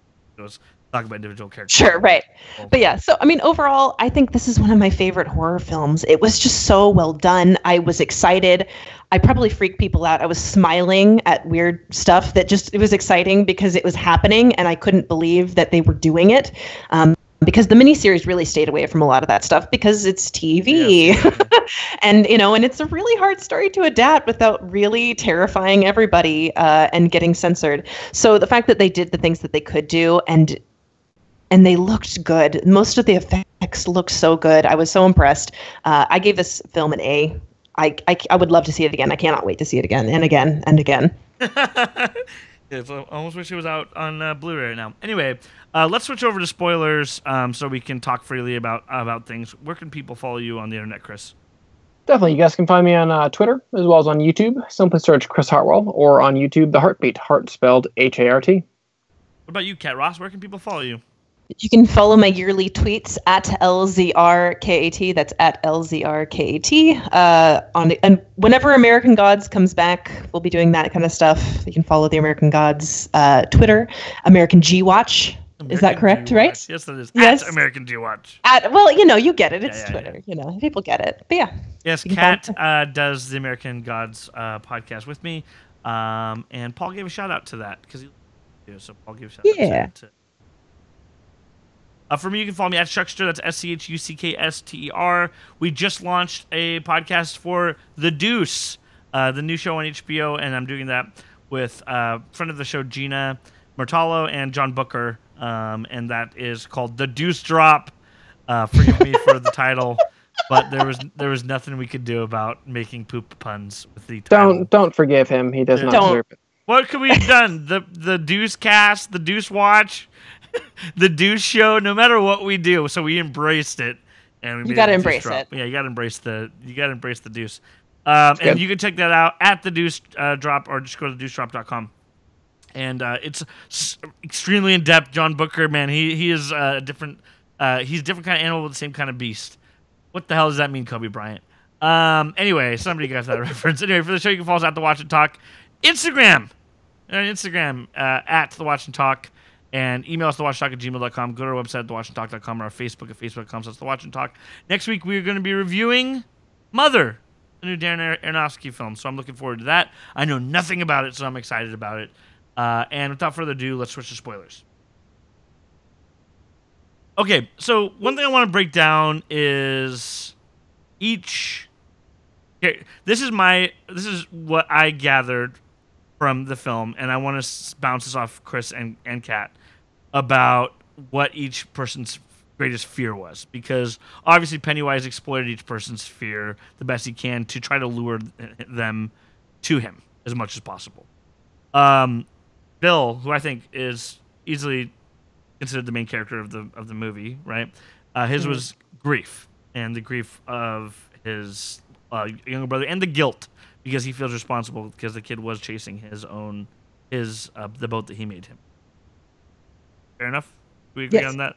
Would you reword that? I'll get behind that. Yeah, I'll get behind that. Yeah, I mean, and just facing, and honestly, for him, I felt like there was just, because he was so guilt-ridden, I think his fear was actually facing his brother alive, and having to face down his guilt that he was the one that gave him the boat and sent him out into the rainstorm to begin with. So I think there's some, guilt issues going on there as well.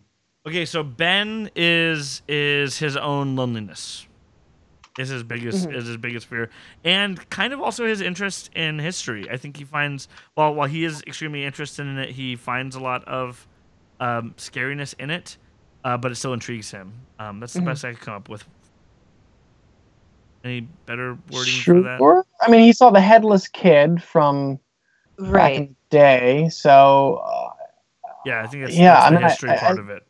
Okay, that effect though was impressive. Yeah, it was. Of the headless, that was terrifyingly. But every time it was showing one of these other incarnations, I was like, man, just hearing Pennywise talk right now would be so much scarier for me. And I was like, I want to get past this. But it's not about being scary for you. It's about being scared to the character. But there were a lot of things that were happening when things would be flipping through, like they were flipping through a history book, and we see a picture, the little drawing of Pennywise in the background. And the kids don't notice it. So at that point, it is for you, right? There are little bits of Pennywise. There's balloons that we know that are related and that they don't, so that there were things for us. So it was almost like I think the director did a fantastic job of making it seem like Pennywise was also haunting you while you're watching the movie. Yeah, there was what was the one point where he was just looking straight at the audience, and I think that was, I wanted more of that. I wanted like a weird fourth wall breaking moment to happen, but it never kind of did. So Beverly, obviously, it was the sexual assault of her father. That was, I don't even want to say it was hinted at. It was outright said without saying the actual words. Yeah. But also her own sexual maturity. We see her going and picking up tampons, and it seems to be her first time, and she's almost embarrassed about it. And then it was also reflected during the scene when obviously blood completely poured out from the drain. And I'm not mistaken that she had already cut her hair at that point, right? Yeah. And we saw a lock of her hair go into the drain to Pennywise, which I think attracted Pennywise also. Yeah. And then her father, sorry, I'll stop talking after this. Her father says to her, like, I wish you didn't do that. You look like a boy. It seems to me like she did it to try to make her father less attracted to her. Oh, yeah, absolutely. But what I loved about the scene after the blood came pouring out of the sink was, it was, for me, just the right amount of underplayed under-explained that the dad couldn't see the blood. I love that. For me, that's what horror films and these supernatural genres are designed for. just this feeling that you are isolated from those that can, quote unquote, save you and protect you. Those that are older than you, those that should protect you, those that should look after you, can't help you because they can't see what you can see. That's terrifying. And I thought that was so well done. The usual scene of that would say, he'd say, what blood? And then it would cut right back to her and the blood would all be cleared away. Yeah. Right? That would be the typical do cliche scene of that happening, and she'd be like, oh, then she'd look at her hands and she'd be like, wait, there was just blood here, and it continued to not, and then she realizes at that point, and I think the audience realizes, it's really hard to try to get anybody else involved with Pennywise lurking on you, because he chooses who can see him and who cannot. I also want to add too is they mention this in the book a little bit more, but they kind of go on it in the movie, is that the town kind of has an idea of what's happening, especially the older people in the town kind of know that something's wrong and just choose to not deal with it. I wish that it explained that better, because that makes sense when there's bullying happening to Ben and he screams out for help. And the car just drives by. It continues. And that's what I'm mentioning. Yeah, that people just like, you know what? It's none of my business. And there's you do see in that car. There's a balloon in that car, so you can see that they're afraid also, right? Perhaps that's what it's showing. Correct.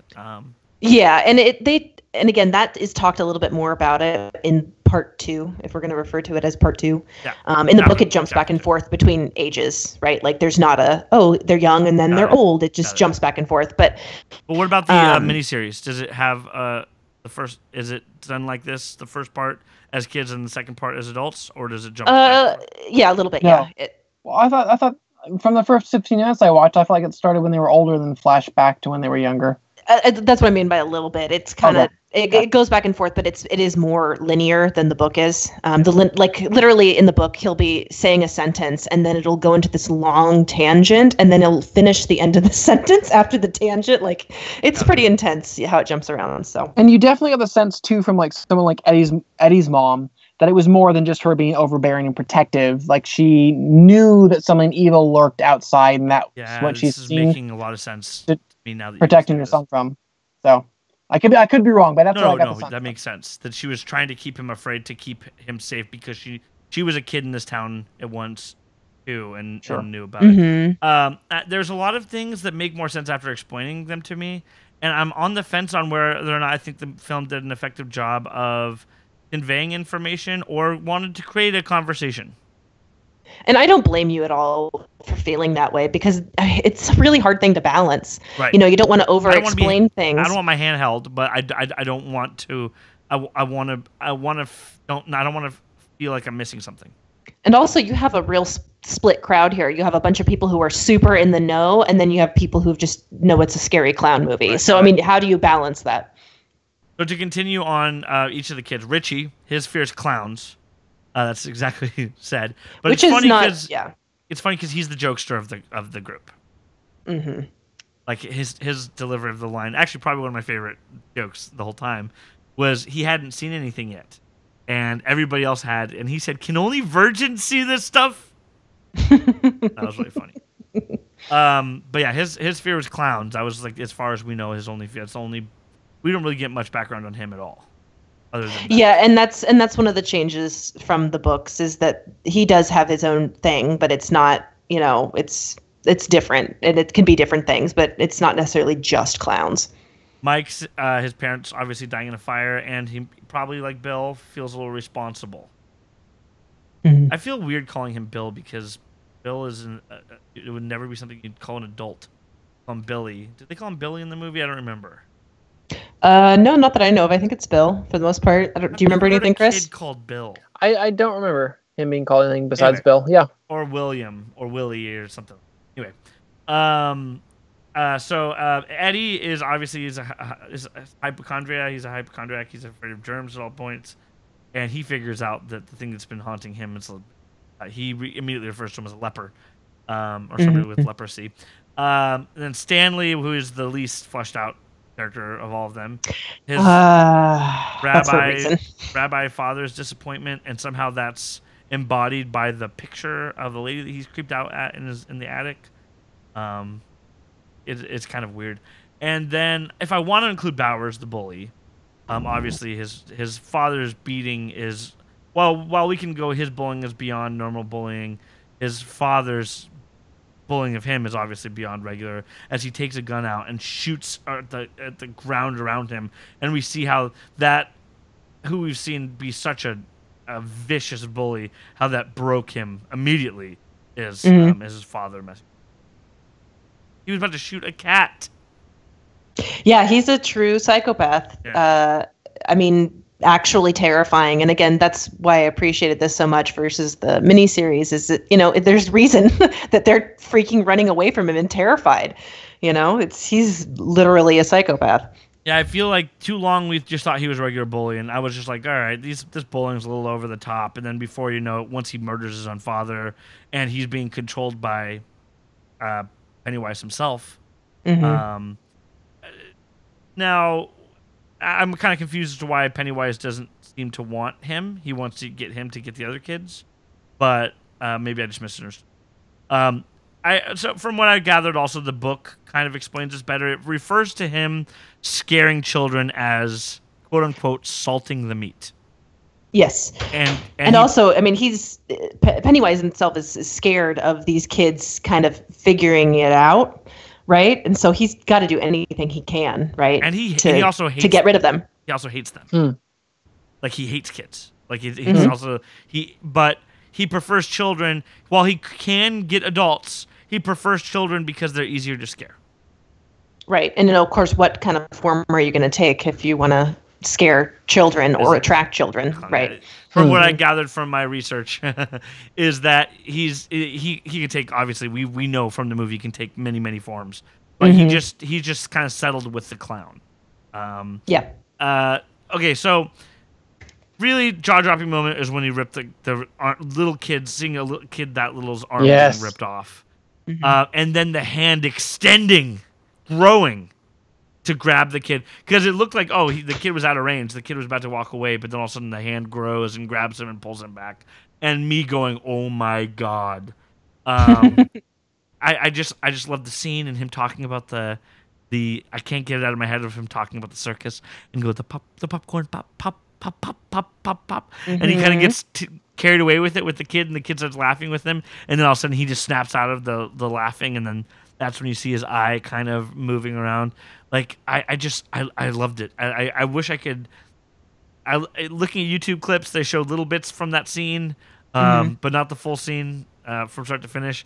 I can't wait to rewatch that scene over anything, because it was just my favorite part of the movie. And that sucks when you're peaking at the beginning of the movie. And that's not to say that the rest of the movie dragged. And this wasn't a movie I was watching. It took advantage of its runtime, right? I was never looking at my clock and being like, when is this going to be over, ever?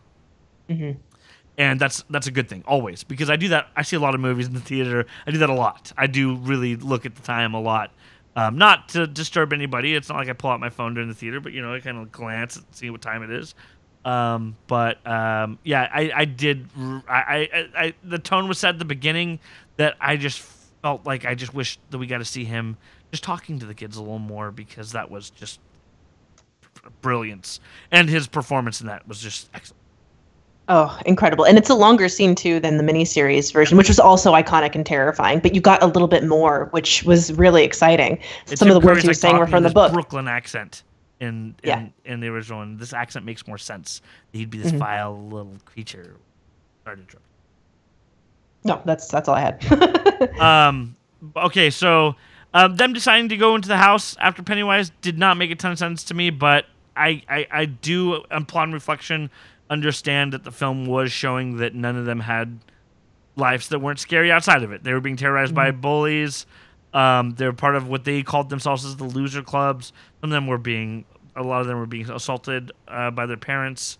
And we did get to see them learn to overpower the bullies when working together. So it made sense that then they would go apply that toward Pennywise also.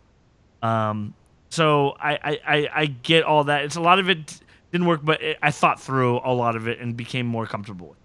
Mm-hmm. Yeah. Every adult was depicted as pretty terrible. The pharmacist, like I hinted at before, Mike's grandpa, why he was not the worst adult, he was still just talking him into killing cows and how you're a Sheep. coward if you don't. Or sheep, sorry, yeah, sheep. Eddie's mom was pretty freaking disgusting. Bauer's dad, obviously. Beverly's dad. Bill's dad that said your brother's dead. You got to. Well, get I wouldn't say past that he this." was like terrible, but he was definitely like grieving and not able to be the Right. parent that he Right. should be. Right. Yeah. And 2 times we saw adults not helping adults. We see the adult sees Georgie when he's going to the drain, and she doesn't help him. Mm-hmm. And he's able to get snatched out right in front of her. And then the kid getting his carved into, and he says help No. to that car, and the car drives right past him. So we see I mean, that this town is shitty. Yeah, and something to say, and this is going to be like, I don't know, the original book, the kid timeline takes place in the 50s. Right. And I feel like adults, this is going to sound so, adults in the 50s didn't care about their children's well-being, being outside and running around as much as we do now. I think we have a lot more helicopter parenting now, right? Right. And the fact that they changed that timeline up, because again, in the book it was the 50s, and then the 80s is when they were adults. Now that that's shifting forward, right? I think it feels a little more odd that children are just out and about on their own, right? It's going to be weird to see a movie take place modern day. That's really disconcerting to me because I feel like that's going to change things somehow. I don't know. I'm just worried about it. Obviously, they do want to change things though and make things fresh for original fans. Obviously, not just give them a direct adaptation. I mean, that is very interesting, Kat, because I completely agree. I feel like there is something that definitely changes when you change the time period. And I actually didn't realize that the original time period was the 50s and then the flash forwards were the 80s. That will drastically change it. Yeah, I mean, we've talked about it before about how technology makes horror movies not as good, and that's why I have that concern here. I mean, obviously, it took place in like late 80s, early 90s. They're gonna have cell phones. They're gonna have cell phones. Internet, and I mean, things like, being able to track where your friends are on your phone, that changes a lot of things, doesn't it? Yeah, Pennywise is going to be able to, they're going to get an email from Pennywise. It's going to come up like Dennis There's more frames in the movie than we thought. Yes. Let's watch it again. Yes. So I really liked, I found sadistic humor in the doors that said scary, very scary, not scary at all, and they had to choose between the doors.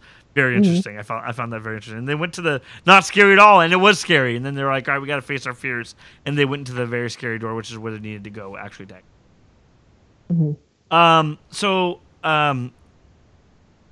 Bauer's fate was left up in the air.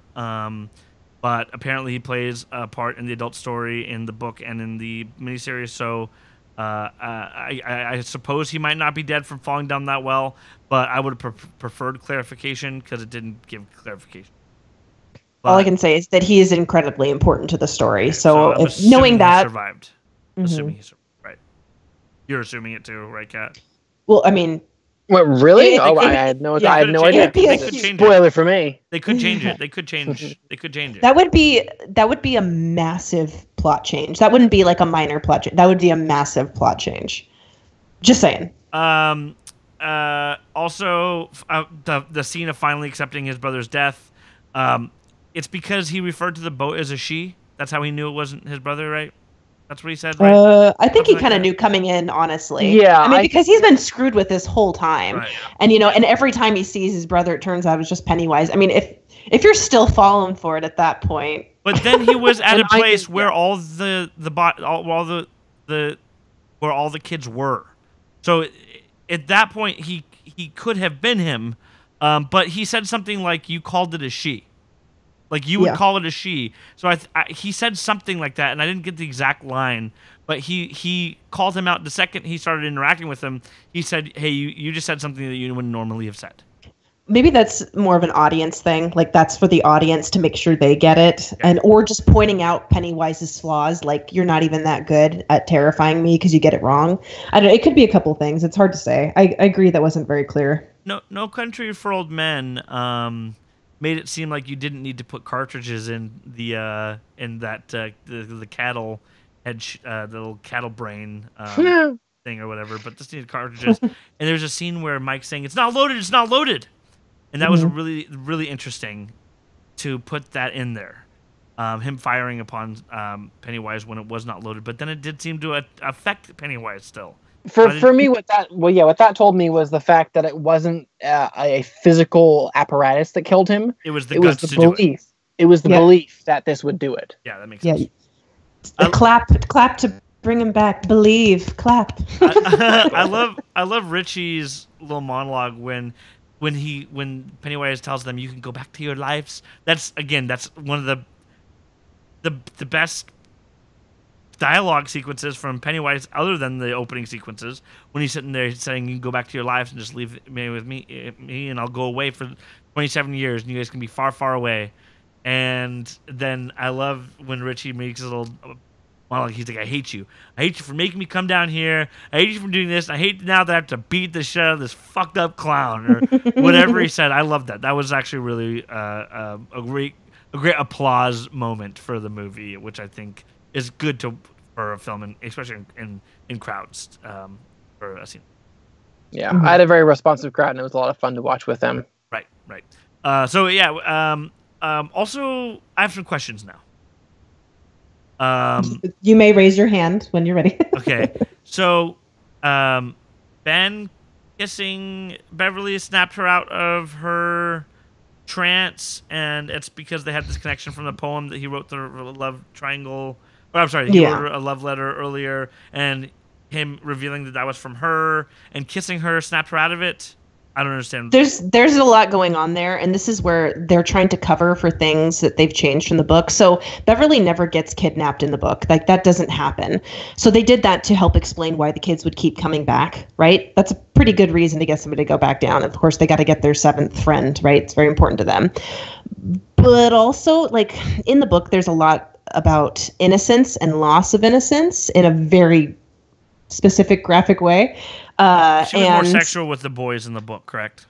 Well, they tried to get rid of their innocence. So, hey, this is going to get weird real quick. So they tried to get rid of their innocence, and they thought that the only way they could do that would be to not be virgins anymore.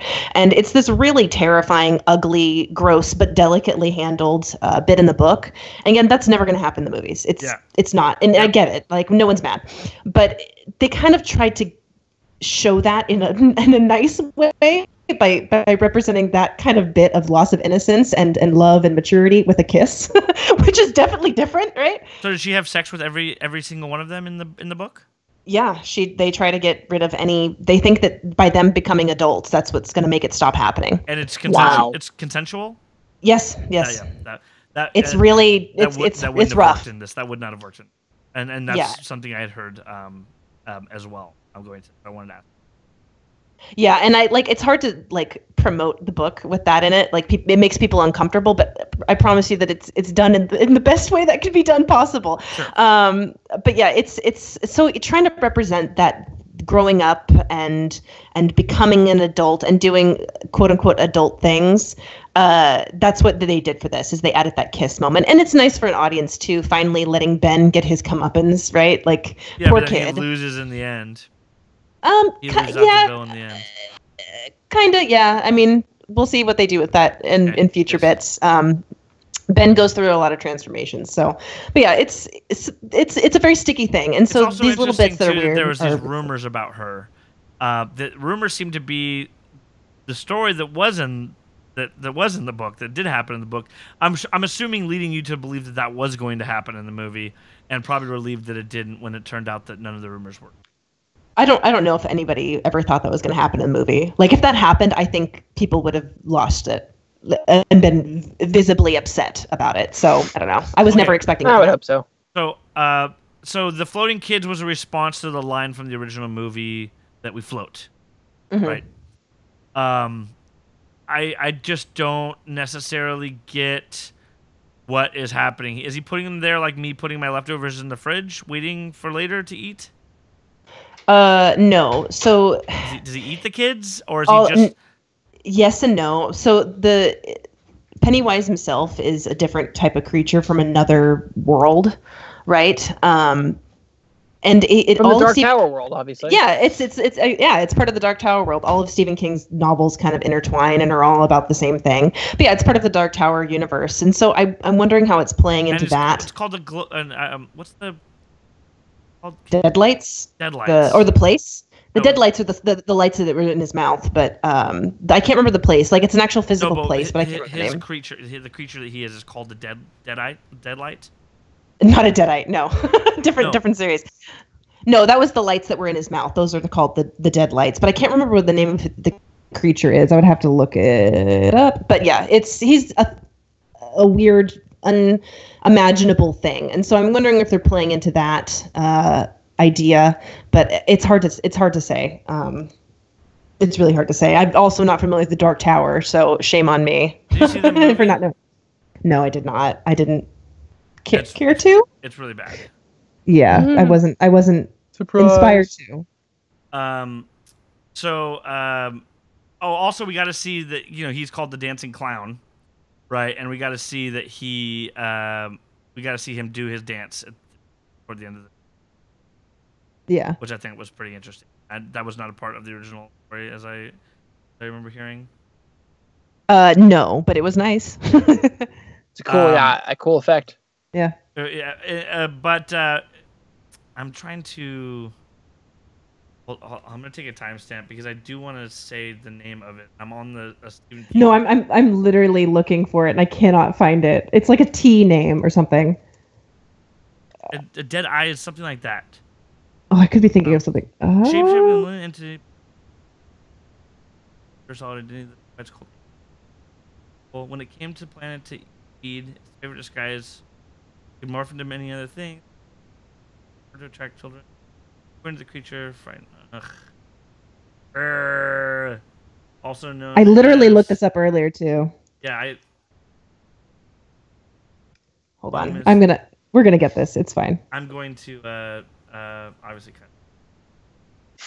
Sure. Sorry. No, don't cut it. Keep it in. It's great. It's quality. Toadash. Okay, he's from Toadash, so I did remember that kind of vaguely. I thought that something like Deadlights or something like that you had said that but I guess that's that was pointing out his glowing eyes was pointing that out, but maybe it sounds to me like I've misunderstood what I had heard. Yeah, I could be also extremely wrong. Like I said, my Dark Tower information is vague at best. We're absolutely. Wow. But yeah, he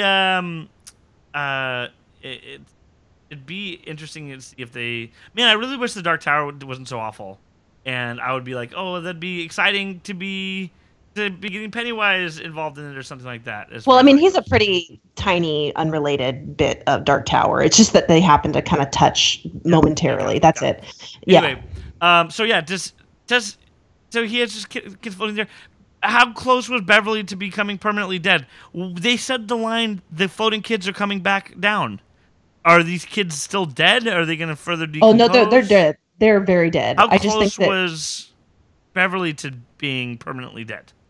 I don't know. I mean, that's more of a movie thing. I can't really give you an explanation other than it's just it's unclear. Just leave the bodies there and go and hang out and then do the blood pact. Seems like that's what happens, right? I mean, what are they going to do? Drag him up? Tell this crazy story? I mean, it's so ridiculous. Well, apparently, I had heard that in the book, and don't say anything other than what I'm saying because it continues the story. Oh. But apparently, a lot of the murders that happened, Bowers gets stuck with them. So he gets blamed for any of the murders that happened in town during this situation. Bowers is an important character in the second part. Okay. So I also like the shout out to movies that were happening in the 80s: Batman, Lethal Weapon 2, and Nightmare on Elm Street 5 that it showed on there. Last thing I have to say too is, man, Ben could deal with pain. He would get his stomach sliced. He gets his stomach sliced by Pennywise. Pretty painful. Pretty painful. And he doesn't even, he barely reacts. Well, he's almost disemboweled. He's a man. He's a real man. Sure. I guess, I mean, maybe he's been bullied and he can deal with pain now or something like that. Maybe they're trying to show something about it. Anyway, sounds like I think it's a movie I think we're all excited to rewatch, and I'm glad we were able to discuss it, and I'm glad Kat was able to provide some context. And I'm sorry if we went too long, Chris. Oh, it's all good. It's all good. I'm just gonna, sleep in tomorrow, so that's fine. All right. Why don't you tell people where they can follow you again on the internet? Definitely, you guys can find me on Twitter as well as on YouTube. Simply search Chris Hartwell or The Heartbeat on YouTube. And Kat Ross, why don't you tell people they can follow you on the internet? Where my social media definitely needs a boost. I wonder what would help me. On Twitter, you can crack. what? You can follow me on Twitter at LZRKAT. That's at LZRKAT. Where if you were to tweet me, I might actually respond, but it'll be like 4 weeks later. So that's pretty impressive on my end. You know, they do have apps that you could download that would have it on your phone. You get a notification when you get. I hate notifications so much. I will ignore them. I don't want to deal with it. It's too much. I love when I wake up in the morning and I have like 10 notifications. So I'm like, oh man, I got some work to go to sift through these. While I go sit somewhere and I look through them. Anyway, for me, you can follow me at Chuckster. It's SCHUCKSTR. For the show, you can follow us at The Watch and Talk. Instagram at The Watch and Talk. Email us at thewatchtalk@gmail.com. Go to our website at thewatchtalk.com. And our Facebook at facebook.com/The Watch and Talk. Woof! And again, next week we will be reviewing the Darren Aronofsky film Mother. That looks like it's going to be a big deal too. So we'll see how that goes. And that's it. I'm Dylan Chuck. I'm Chris Hartwell. And I'm Kat Ross. And we'll see you next week. Cheers. What's chairs? Why did you say chairs? I like chairs. I like to sit in them.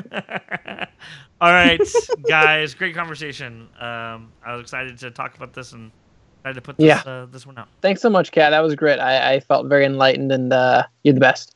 Yeah, I highly recommend you guys, if you get a chance, listen to the audiobook or read the book. I mean, I know I didn't exactly sell the middle part of the book, but I mean, it's a really great read. It's less about the clown and more about the kids and their stuff. So how many hours is the audiobook?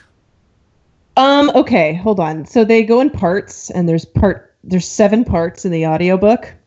And each chapter in the parts, there's about 8 chapters each, is about an hour to 30 minutes. Okay, so it's not that bad. I thought you were going to say like 24 hours, 25 hours. Oh, it definitely will take you days. Like it'll be like if you were to listen to it all the way through, it'd take a day and a half, 2 days. Yeah. But I mean, it doesn't feel dull. I don't know. Some people felt that way because it does go into detail, but it's worth it. It's very rewarding. So. All right, guys. Well, I'll be in touch with both of you guys. I'll be bugging you to come back on again, Kat. Sooner than later. Hold on. I'm up for it. All right. Bye, guys. All right. Bye-bye. Bye.